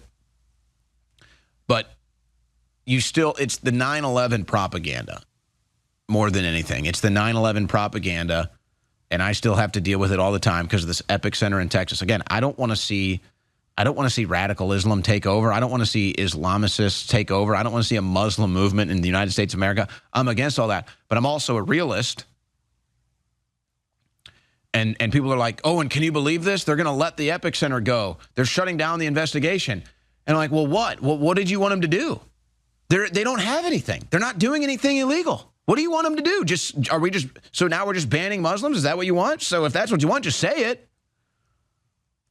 Like, just be honest. If you just want to ban Muslims, then fine. But hey, you can hate Muslims. You can be Islamophobic. But don't you dare be critical of Israel. So people are just sick of it. They're just tired of it. But, there is a very large Muslim population in Austin. Is it a culture shock when every time I go out, I see a woman in a hijab?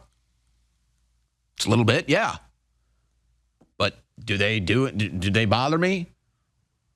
No. Am I scared? No. But it's just like, this was my fear after October 7th, and now it's here. It's the whole Middle East holy war, hatred on forever, and now it's here. And now we have to deal with it. And now we have to deal with it every single day. And people are just sick of it. They're sick of it on the left and the right. And it's been weighted so far in one direction that now people are realizing the double standards, and they're just going against it.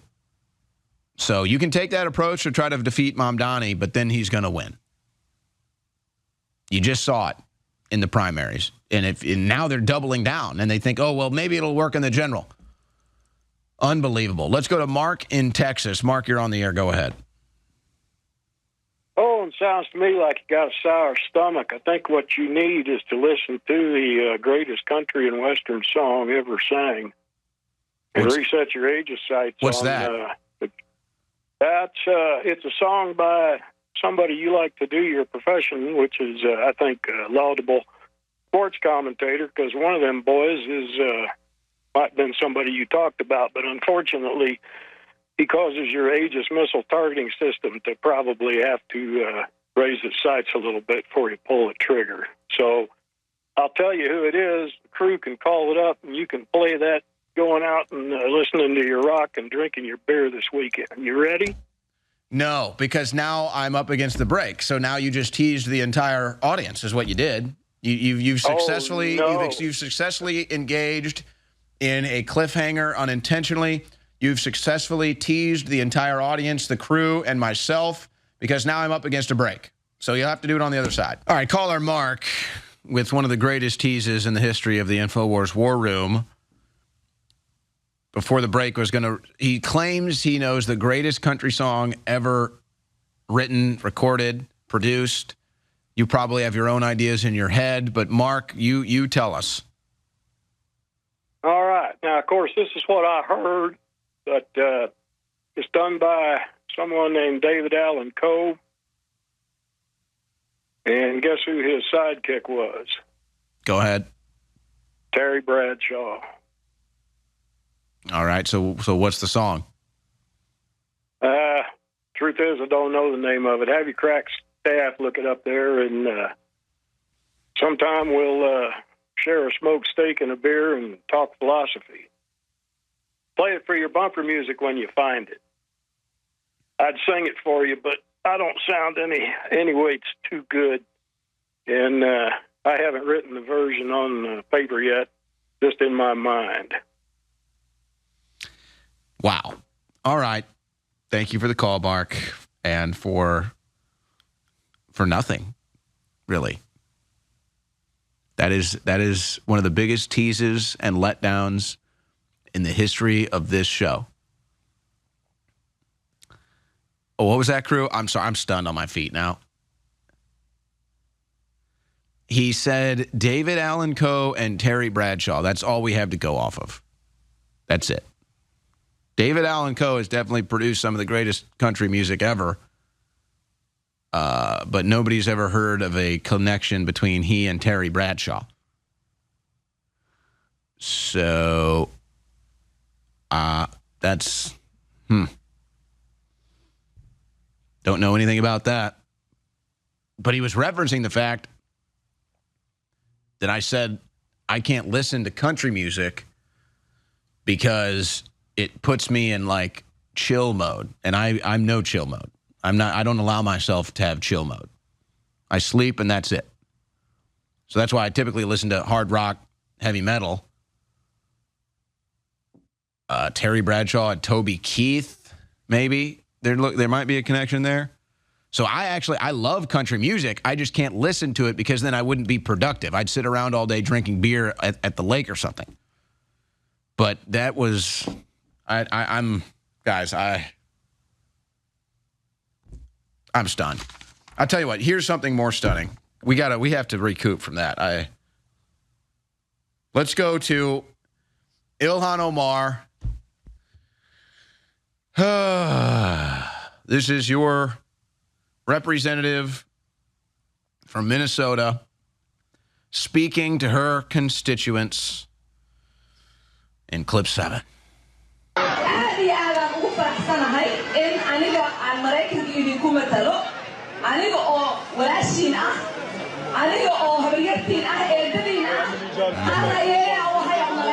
For those asking, that's not English. So look, I don't hate anybody. I really don't. I don't hate anybody. I don't judge anybody for their religion or their beliefs or where they come from. I really don't. And I actually believe most people don't, and most people just get along and just want to live free and be happy and prosper and just get government and people out of their lives, out of their ways. But, there's just common sense stuff that we have not done to protect our country, our sovereignty, our patriotism. And we have to end dual citizenship. Has to be ended. We might have to consider banning foreigners, anybody born in a foreign country, from holding any elected office. We might have to consider that. We have to make English the official language, and you cannot become a citizen unless you speak English. No, I'm serious. Dead serious. End dual citizenship. No foreign-born people can run for elected office, and you must speak English to be a citizen. Is that too much to ask? Yeah, if you're going to move here and become a citizen, you must renounce your other country. Renounce. All right, third and final hour here. We got a couple other headlines. We got the callers waiting on the lines filled up here. Folks, we had in studio earlier the winner of the Raptor giveaway, the Ford Raptor giveaway, our most recent giveaway at thealexjonesstore.com. He gets to drive that home. You can be the winner of the next giveaway, a Ford F-250 Lariat plus 10K cash. That is the giveaway live right now at thealexjonesstore.com. All it takes is one purchase to get multiple entries. That's right, just one purchase, and you can get multiple entries. So it can be a small purchase, big purchase, multiple items, whatever you like. You will get multiple entries. And if you want to increase your odds, you become a VIP member. And then you get bonus entries. TheAlexJonesStore.com/VIP to become a VIP member and learn more about the benefits. But people really love our health supplements, and can't blame them. They're fantastic. Don't forget, we got great apparel as well. Hats, T-shirts, Pro-America apparel, Pro-Trump apparel, InfoWars apparel. So whether it's the health supplements, whether it's the InfoWars apparel, whether it's the limited edition fundraiser items like our Midnight Rider coin that's on sale right now, big discount on that for VIP members. Your support at thealexjonesstore.com keeps us on the air. We are extremely grateful for that. But why not take a shot? Why not take a shot at our raffles? Have some fun. Shop at thealexjonesstore.com, get some raffle entries, and take a shot. You never know who could win the next giveaway at thealexjonesstore.com. And you get to come in studio. You get to meet the crew. It's a good time. It's total win, win, win. TheAlexJonesStore.com. Thank you for your continued support there to keep us on the air. Hey, by the way, Breitbart published this morning. They've actually had to update it. The original headline, climate experts are 0 for 41 with their doomsday predictions. Now it is 0 for 54. Should I go through all of these guys? Would that be too long-winded and annoying? Or do you want to hear about every single one? They've documented every single one here since 1967 is their first. 1967, dire famine because of weather by 1975. Didn't happen. 1969, everyone will disappear in a cloud of blue steam by 1989. Who even knows what that's about? 1970, ice age by 2000. 1970, America subject to water rationing by 74, food rationing by 80. 71 again, ice age by 2020 or 2030. 72, ice age by 2070. 74, space satellites show new ice age coming fast. 74, they told you about the ice age a bunch, and that the ozone would be completely gone. 80s, it was the acid rain.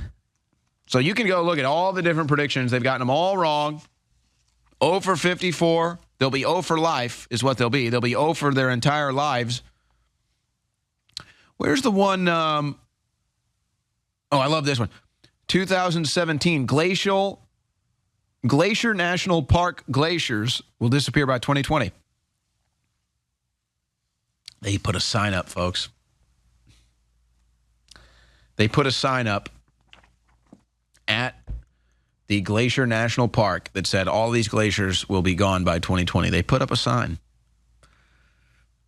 They had to take the sign down because the glaciers are still there, and it's 2025. So, 2004, Department of Defense says climate change will destroy us all by 2020. Destroy us all. Destroy us all. Oh, man. Who listens to these people? They believe their own crap, too. Of course, it's all propaganda to make you a slave, tell you that your activity is killing the planet so that they can ration your entire life from birth to death and just make you a corporate global government slave. But we don't really like that. So they keep trying to change it and manipulate it and put you into this state of fear so that they can get it over you. And they just, what lie will they tell next to try to make you a corporate world government slave? All right, let's go back to the phone lines. Let's go to Willie in California. Willie, you're on the air. Go ahead. Hey, Owen. How's it going today? I'm good. Thank you. Good. 30,000-foot view of what might be, why we might be beholding to Israel. Remember that 2005 Wesley Clark clip about the Joint Chiefs memo declaring the overthrow of 7 countries in 5 years? Well, add another 20 years to that, and Israel's only 1 country short. No wonder they're so desperately clinging. Yeah, and of course the one country is Iran, and they just got Syria, so now it's Iran. Exactly, and the count goes on. But what if the whole reason we're so beholding to one foreign country is because of the relationship Bibi has to the central bankers and the IMF. Could Netanyahu be holding our entire monetary system hostage in exchange for the U.S.'s continued support and involvement in their conquering of the Middle East via the Greater Israel Project? What do you think?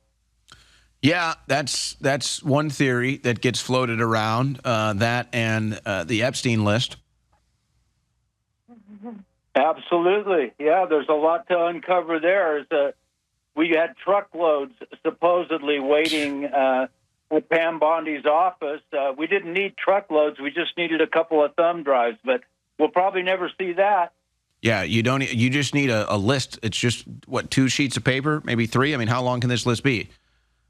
Yeah, I don't have any faith. Now it's all China. You notice they're all focusing on China now too, which is good. China does a lot to disrupt our systems and steal intellectual property, but so does Israel. Israel's been caught spying on us, stealing intellectual property just like China, but you're never allowed to touch that, and they're always our greatest ally no matter what. Thank you for the call, Willie. Let's go to Thomas in Maryland. Thomas, you're on the air. Go ahead. How you doing, Owen? I'm good, thank you. Yeah, sitting here drinking a little cup of optimal. That's good. Thank you. You're doing it right. Yeah. It's pretty good stuff. Yeah, well, we're being distracted with everything going on here. With the riots. I don't know what happened to them. I guess they just fell off a cliff somewhere. Well, they're trying to bring them back on July 4th, but yeah, I don't think they have any momentum. People aren't interested. Yeah, we got that, and then now we got the Israel-Iran thing, but nobody's really paying attention, or you would think Trump would move forward on, trying to fix the election situation as far as, everything being stolen, but because the midterms are going to be up here. Well, he has addressed that. They have signed executive orders, and they have addressed that. Right now, Harmeet Dillon is trying to get information on all the illegal voters that were on the rolls. So, yeah, the Democrats are trying to stop it. But there have been executive orders issued. There has been some action. Yeah. But I mean, it should be there should be arrests made. Oh, for sure. Yeah. Well, our 2020 election was stolen, but it's almost like they're using China as the scapegoat. And I'm not even saying China wasn't involved. It's just like, really? Oh, it's just China, so that means nobody gets arrested. So it's like, oh, we just pinned the whole 2020 stolen election on China. And that gives the Department of Justice the clear to say, well, China did it all, so we don't have to arrest anybody here. They just did it by themselves, right? Yeah. Yeah. That was pretty much it. It's just crazy as far as what it is. I don't know why we're so beholden to Israel and allowing members of Congress to be dual citizens with Israel.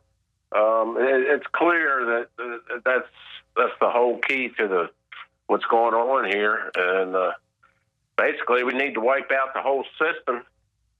Yeah, it's wide open. It's wide open, and they're trying to cope with this by just calling everybody an anti-Semite. They're trying to throw a wet blanket on that by making it illegal, and none of it's working. And I'm just sitting here from a neutral observer perspective, calling it as I see it, and I'm telling people. And I thank you for the call, Thomas. Just like I warned that Mamdani was going to win the primaries, you will watch. If you make Israel your big issue and defense of Israel and fighting anti-Semitism and you drag that to the midterms, you will lose the House. Guaranteed. And let Mamdani be the test case again. Let Mamdani be the test case again if they want to try it. But it's just, people are sick of it, man. They're just sick of it. They're sick of seeing the problems in their own country and then hearing about how we're going to solve the issues of foreign countries first. They're sick of it. There's no going back now. Let's go to Sean in D.C. You're on the air, Sean. Go ahead. Oh, and thanks for taking my call. Daily listener since the beginning. Spend a couple thousand a year at the InfoWars store. Thank you. Appreciate you. Especially the iodine. It clears up your skin. That's something I don't hear talked about a lot. I've got before and after pictures from before I started taking it. The iodine, for whatever reason, clears up your skin. Wanted to point that out. That's great. Congrats. I followed all the flack you were getting from people with the Israel-Iran stuff, and for the most part, it's all the same people who have no political instincts. They can't see all the lies that have been told to get us into all these wars. They weren't there in 2016. They didn't think Trump was going to win. They don't understand the tariffs now and how big of a part that played in him winning in 2016, along with the border. They fell for the COVID shots. They fell for the COVID in general in the first place. Anyways, I watched all this stuff. I've been watching these since the beginning. It inspired me to make a video. My channel is called Matthews Report on YouTube, and I pinned it on your Oh, your no. I saw your video. I met you at CPAC, and what did I say to you? You said to me, I said, Owen, we need you to run for, well, I'll start from the beginning. I asked you about the Boston Marathon bombing, and I skip that. Get to the important part. This is what I want an update on. The important part was I was like, you've inspired me. I really want to get off the bench and get involved in political media. And I had asked you about when are you going to run for political office, and you said whenever you lap me and whenever you get off the bench and you lap me in media, I will then run for office. So really, really cool. Thank you for everything. And I do have a question for you, but I first wanted to share that with you as well. And I'll tell you what, because you got a long way to go if you really want me to run for office now. So I'll help you out. You can go ahead and plug your channel, and let's see if you can. Maybe other people want me to run for office. So you have to make, I don't know what the measurement would be. You have to make the Matthews show bigger than this show, and then I'll consider running for office. It's called the Matthews Report on YouTube, MATHEWS Report on YouTube, 1T in Matthews. I put the video that I made about you, and I spent a really long time because I've been following you. Like I said, I listen to you every day, so I made a video where I did from the beginning, going back to you talking to Van Jones on the street at the Republican National Convention. I tracked all the stuff, you and Alex, and all these years, and how much you guys have meant to so many people. I'll respond to your other comment, but you said you had a question. I do have a question. If you're able to stay, I'm curious, have you ever met Trump, or have you ever gotten any indication that he appreciates all the work that you've put in on his, you're doing it on his behalf, but it's on behalf of the country. But have you ever gotten any indication that Trump knows who you are or appreciates everything that you've done? No, and it doesn't bother me one bit. It doesn't. I really couldn't care less. I do like Trump, but it's not about that, as you said. It's more about the country. So the answer to no, it doesn't bother me one bit. I thank you for the call. And, a part of me doesn't even want to be involved like that, to be honest. It's like a lot of people in political media, it's like they're chasing something. It's like they're chasing the Fox News hit or show, or they're chasing access to the White House or a picture with the president. And I don't chase any of that. I like doing talk shows. I like doing play-by-play of politics. I want to be the best. So, no, I've never had any indication. It'd be stunning if he'd never heard of me or seen my work, but it doesn't bother me one way or the other. And then I see all these other people, they're just chasers, and it turns me off so much that I'm like, I never want to be like that. And I guess it kind of gets back to your original point. A lot of the people that are attacking me on this, they're all chasers. They're all chasers. And I don't even want to get involved. I said I wasn't going to talk about it again. But you basically broke it down. And I guess I would summarize it like this. I thought on the right wing, since 2016 and everything we went through, getting Trump elected, and then going through COVID and the fake news and everything else, getting him elected again, I thought on the political football field that we gained 30 yards, maybe 40 yards. I thought we made like a 40-yard gain in say, the last 10 years. And then I think recently with the geopolitical debate and then the MAGA infighting and everything, it was like, damn, really we gained maybe like 5, maybe 10, if this is how people still think. And that's why Trump has to do a 9/11 truth something. It just has to be done. I know Ron Johnson is moving on it, but that would be such a healing and unifying process for the country to figure out what really happened on September 11th, because so much foreign policy and domestic conversation is like, that's the core of it, and it was a lie. So it's a big problem. It's a house built on sand when you're making any sort of debate, discussion, analysis based off of September 11th that was a lie. Let's go to Corey in Georgia. Corey, you're on the air. Go ahead. Hey, Owen. I want to talk about the New World Order. Been following it since back in the 90s. I'm about Alex's age.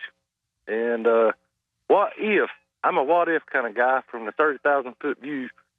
What if the New World Order is unfolding in front of us right now with everything that's happening, but we're okay with it, but we don't realize what's going on? What's your thoughts? Well, I mean, what are you specifically saying? With the whole thing that's going on geopolitically, everything's changing as far as Israel, Iran, China, Russia.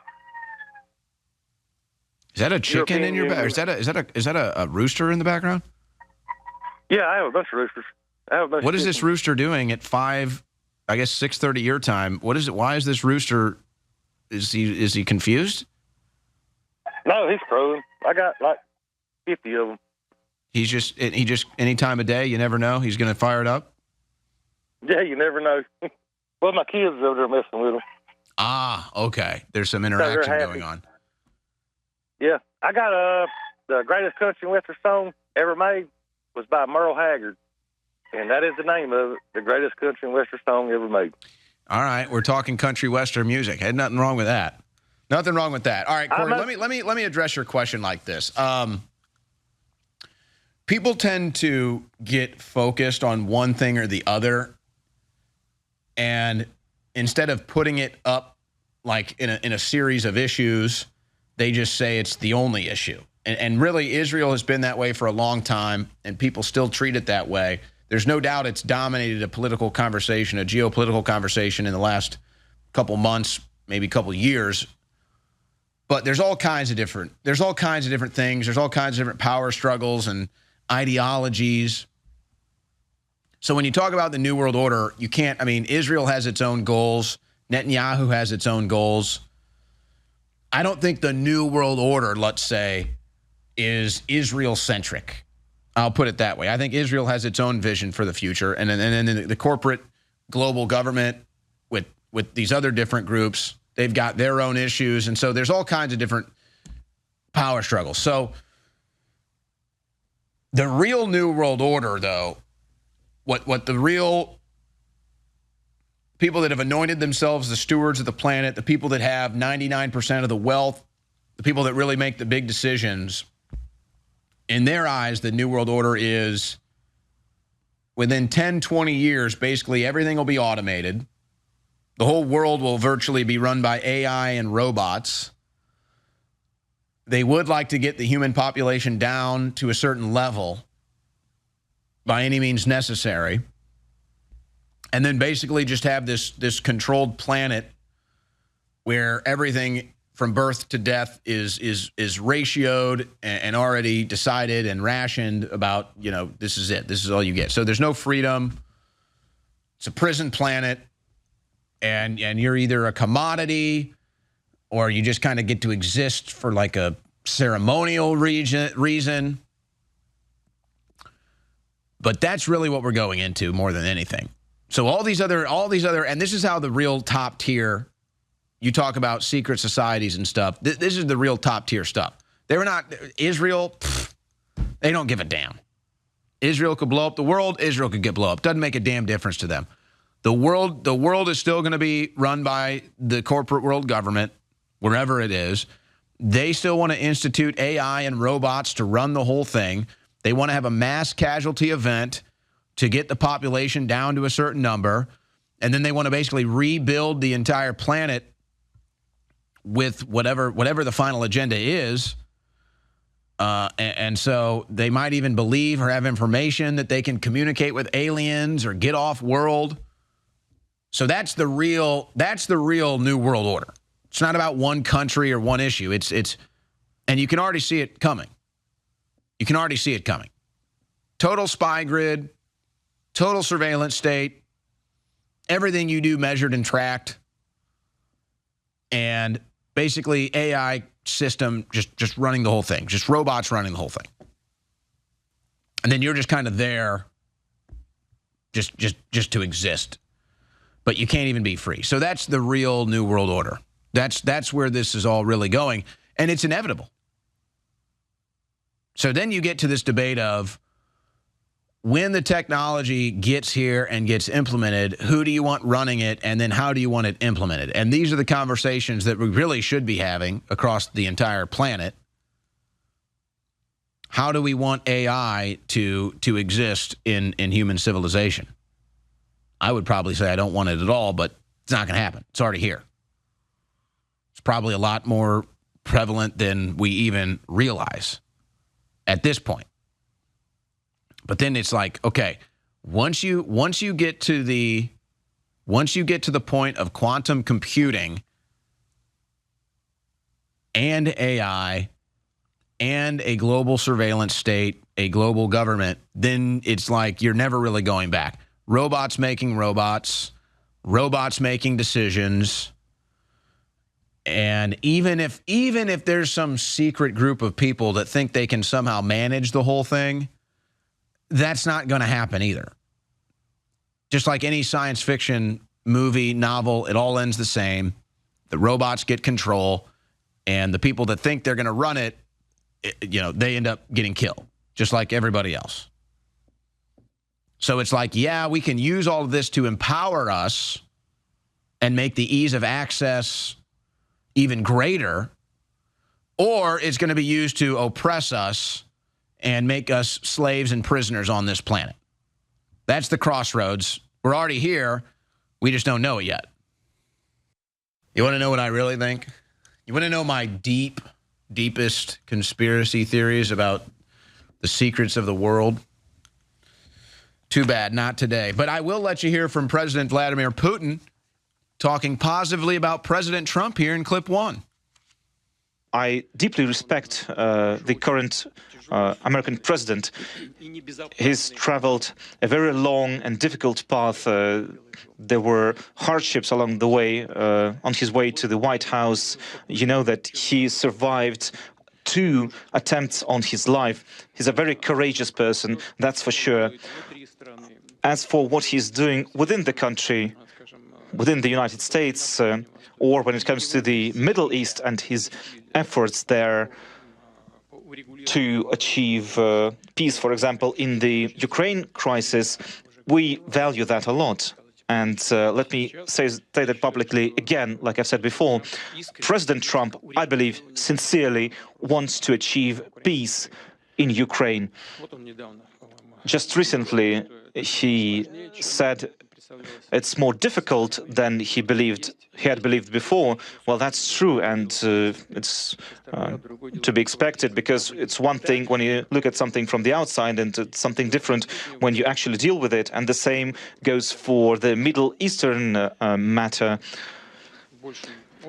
Although over there, I think he had much more experience. He was more involved in the Middle East before, but it's difficult there as well, because real life is always difficult.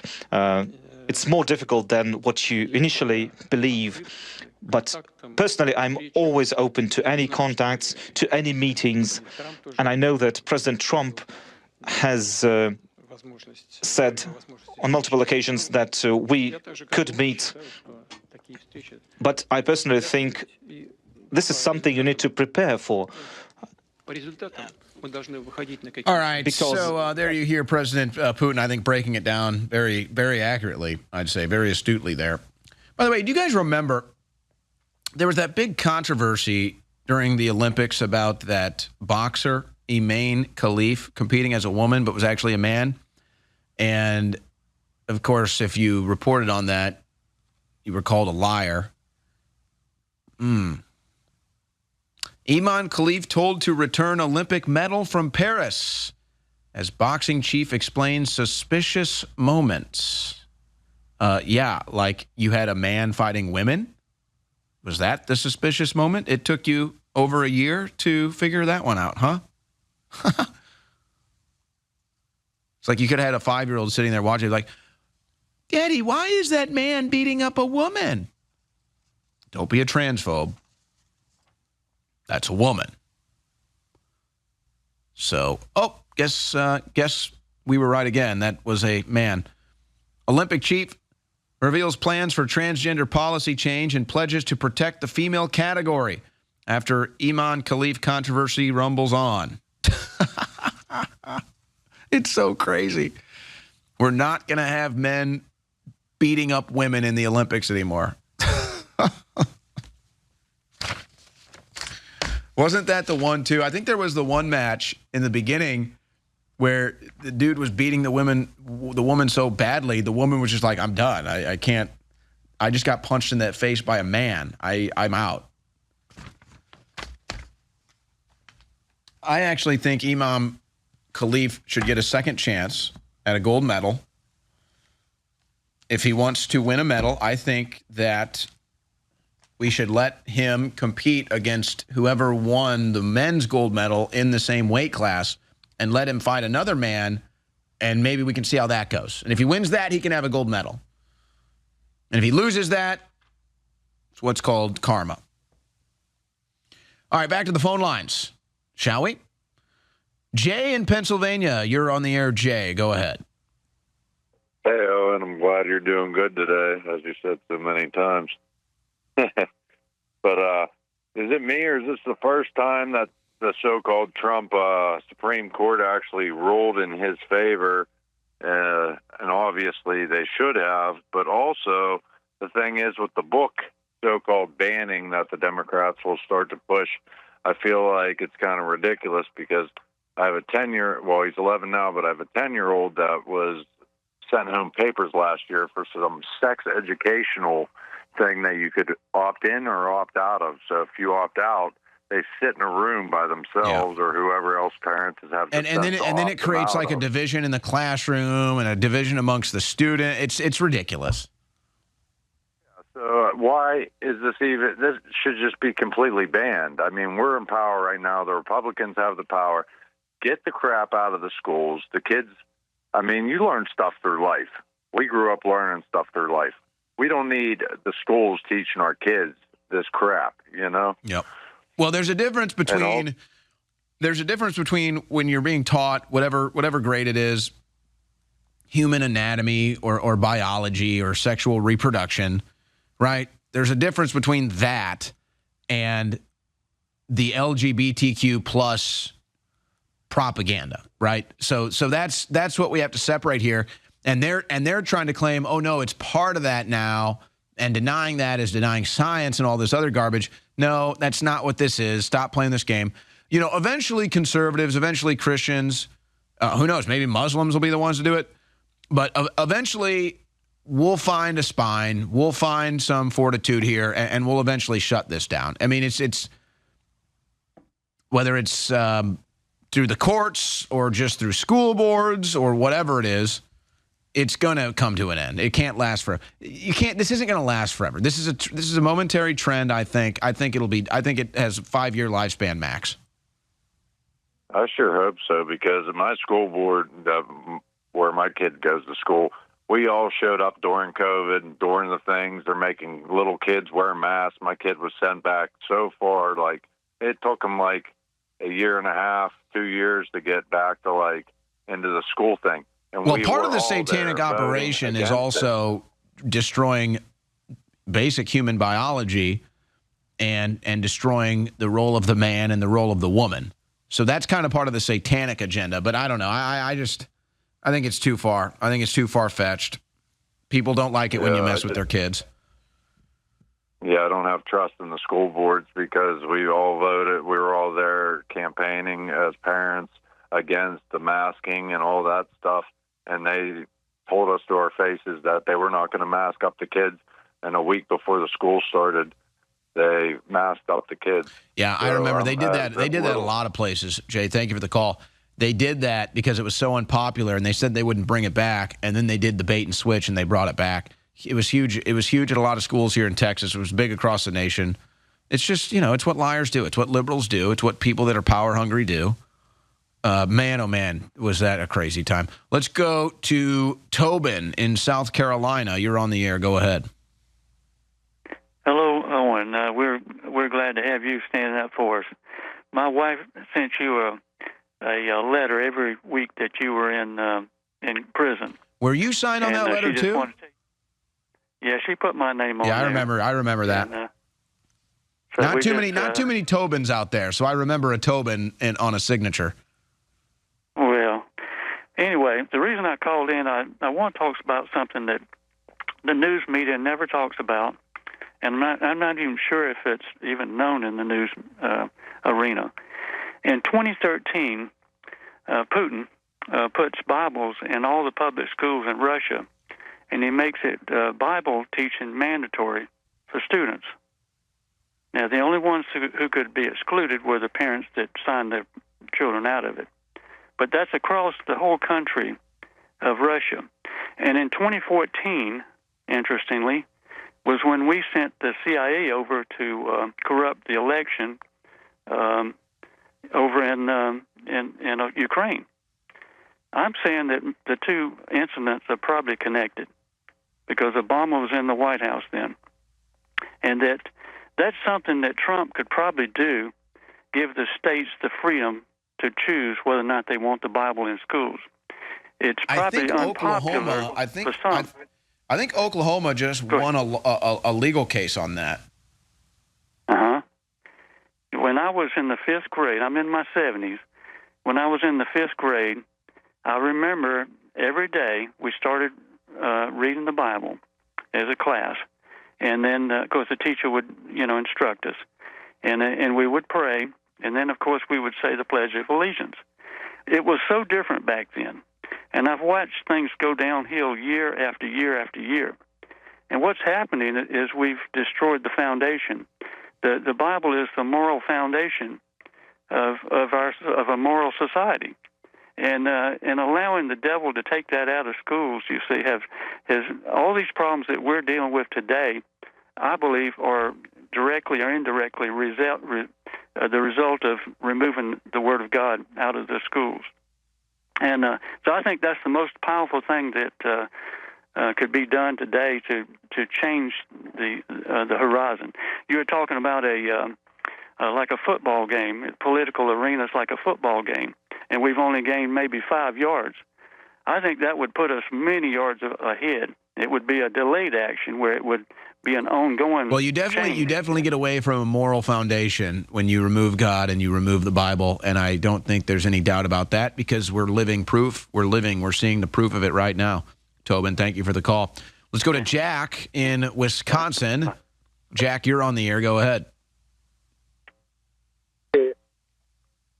Hey, Big O. Yeah, I was listening to your late night uncensored show, and the recent Trump-Iran attacks with the B-2 bombers kind of reminded me of when we were talking about Ingersoll Lockwood's book.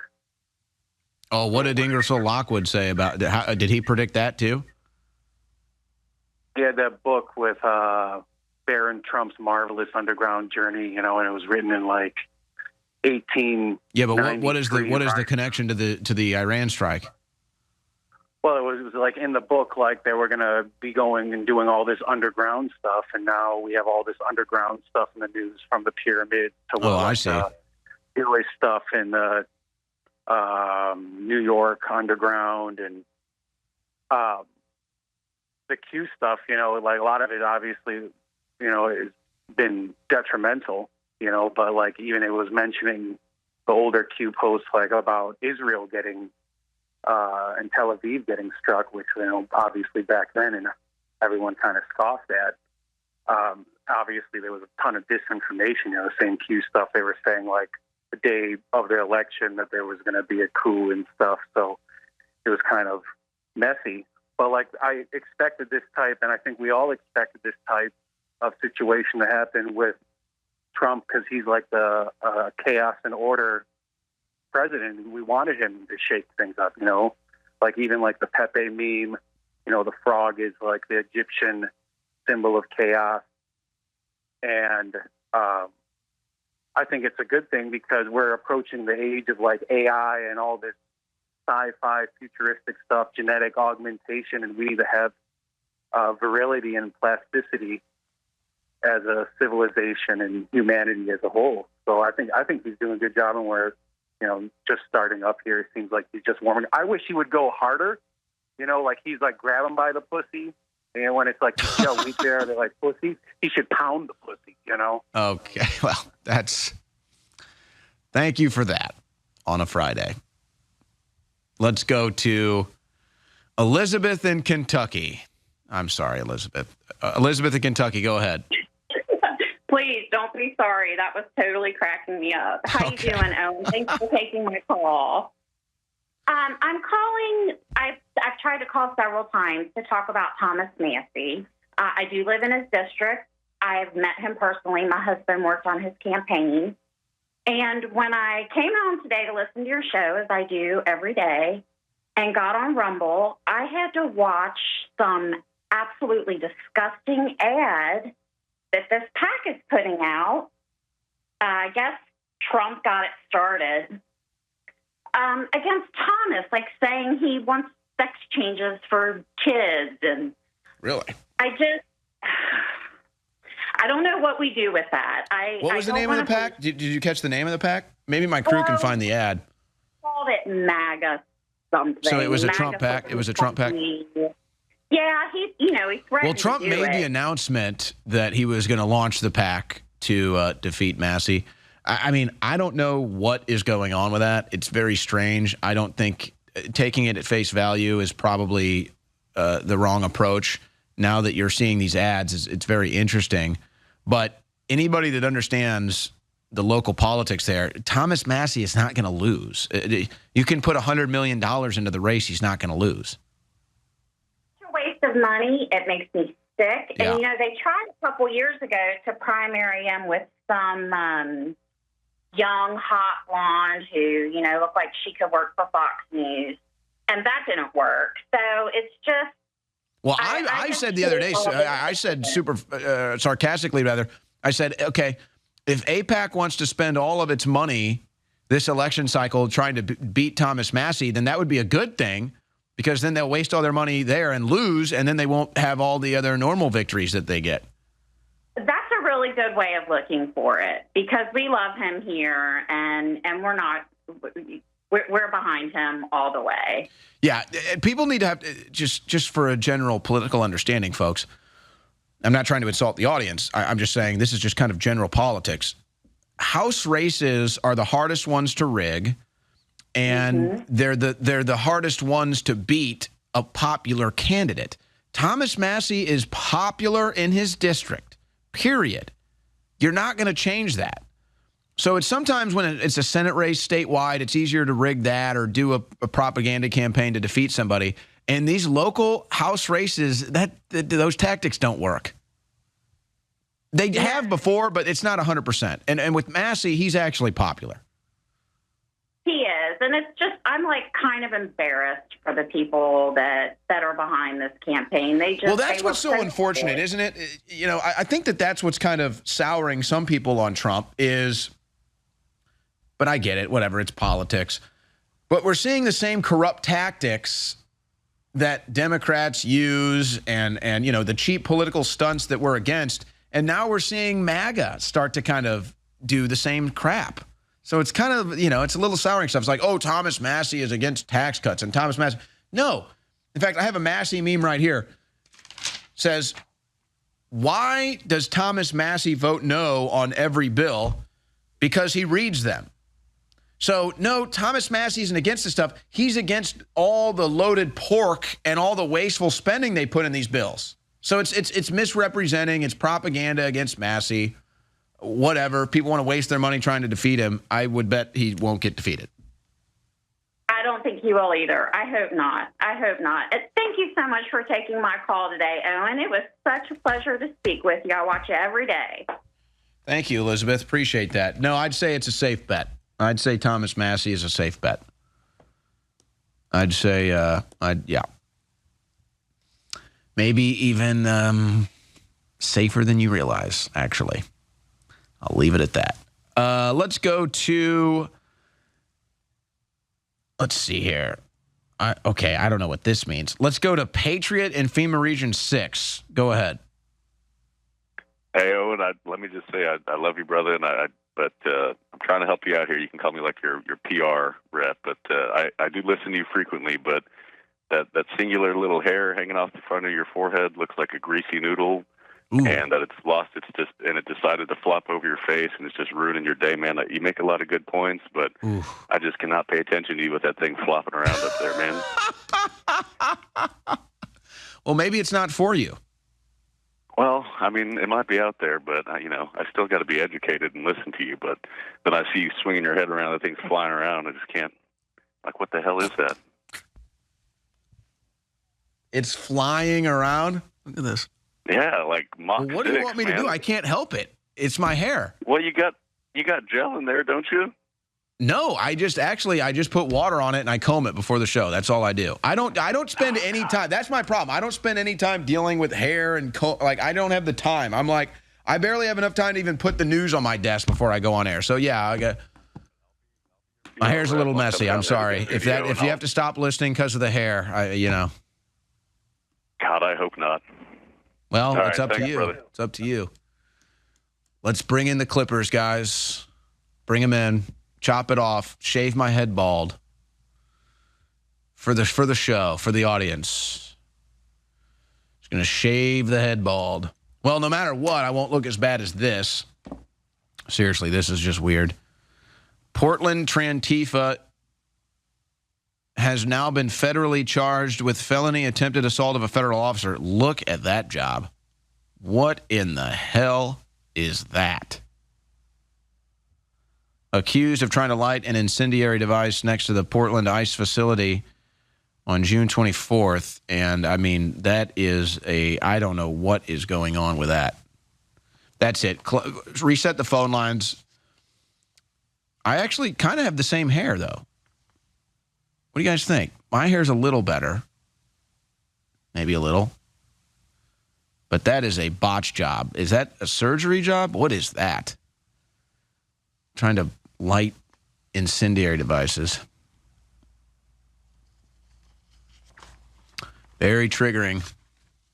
We're shutting down the phone lines. Actually, they're going to make it. They're going to turn that into me. Is what they're going to do. The crew's not going to make a meme, and they're going to make me on that weird pancake face with one little hair dangling down. We're closing the phone lines. We're resetting. We're getting commentary on the hair now. That's what we're doing. We're doing a whole show on it. All right, let's go to Adam in Arizona. Adam, you're on the air. Go ahead. All right.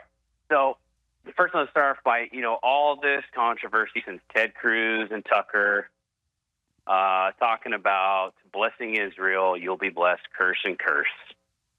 Well, no Christian should feel bad for asking questions about that, first of all, because there's a lot of shame coming from a lot of these big-name pastors towards Christians for asking about this.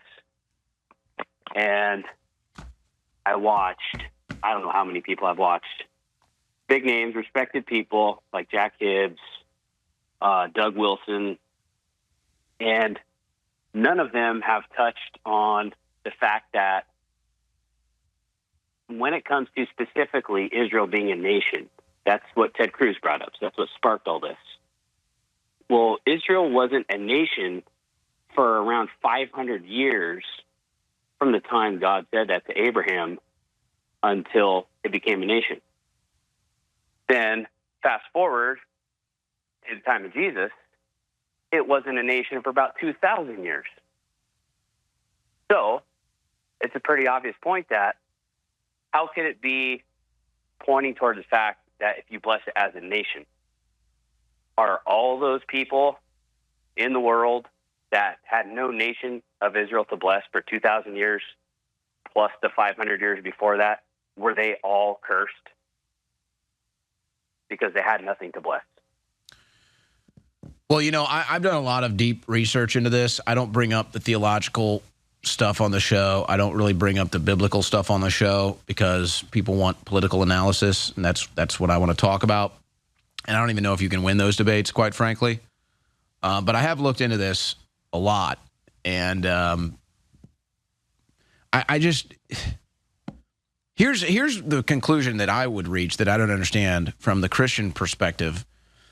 if you look at Israel as the Holy Land and you want it protected because, you know, that's where Jesus is from and all the history there and where Jesus was.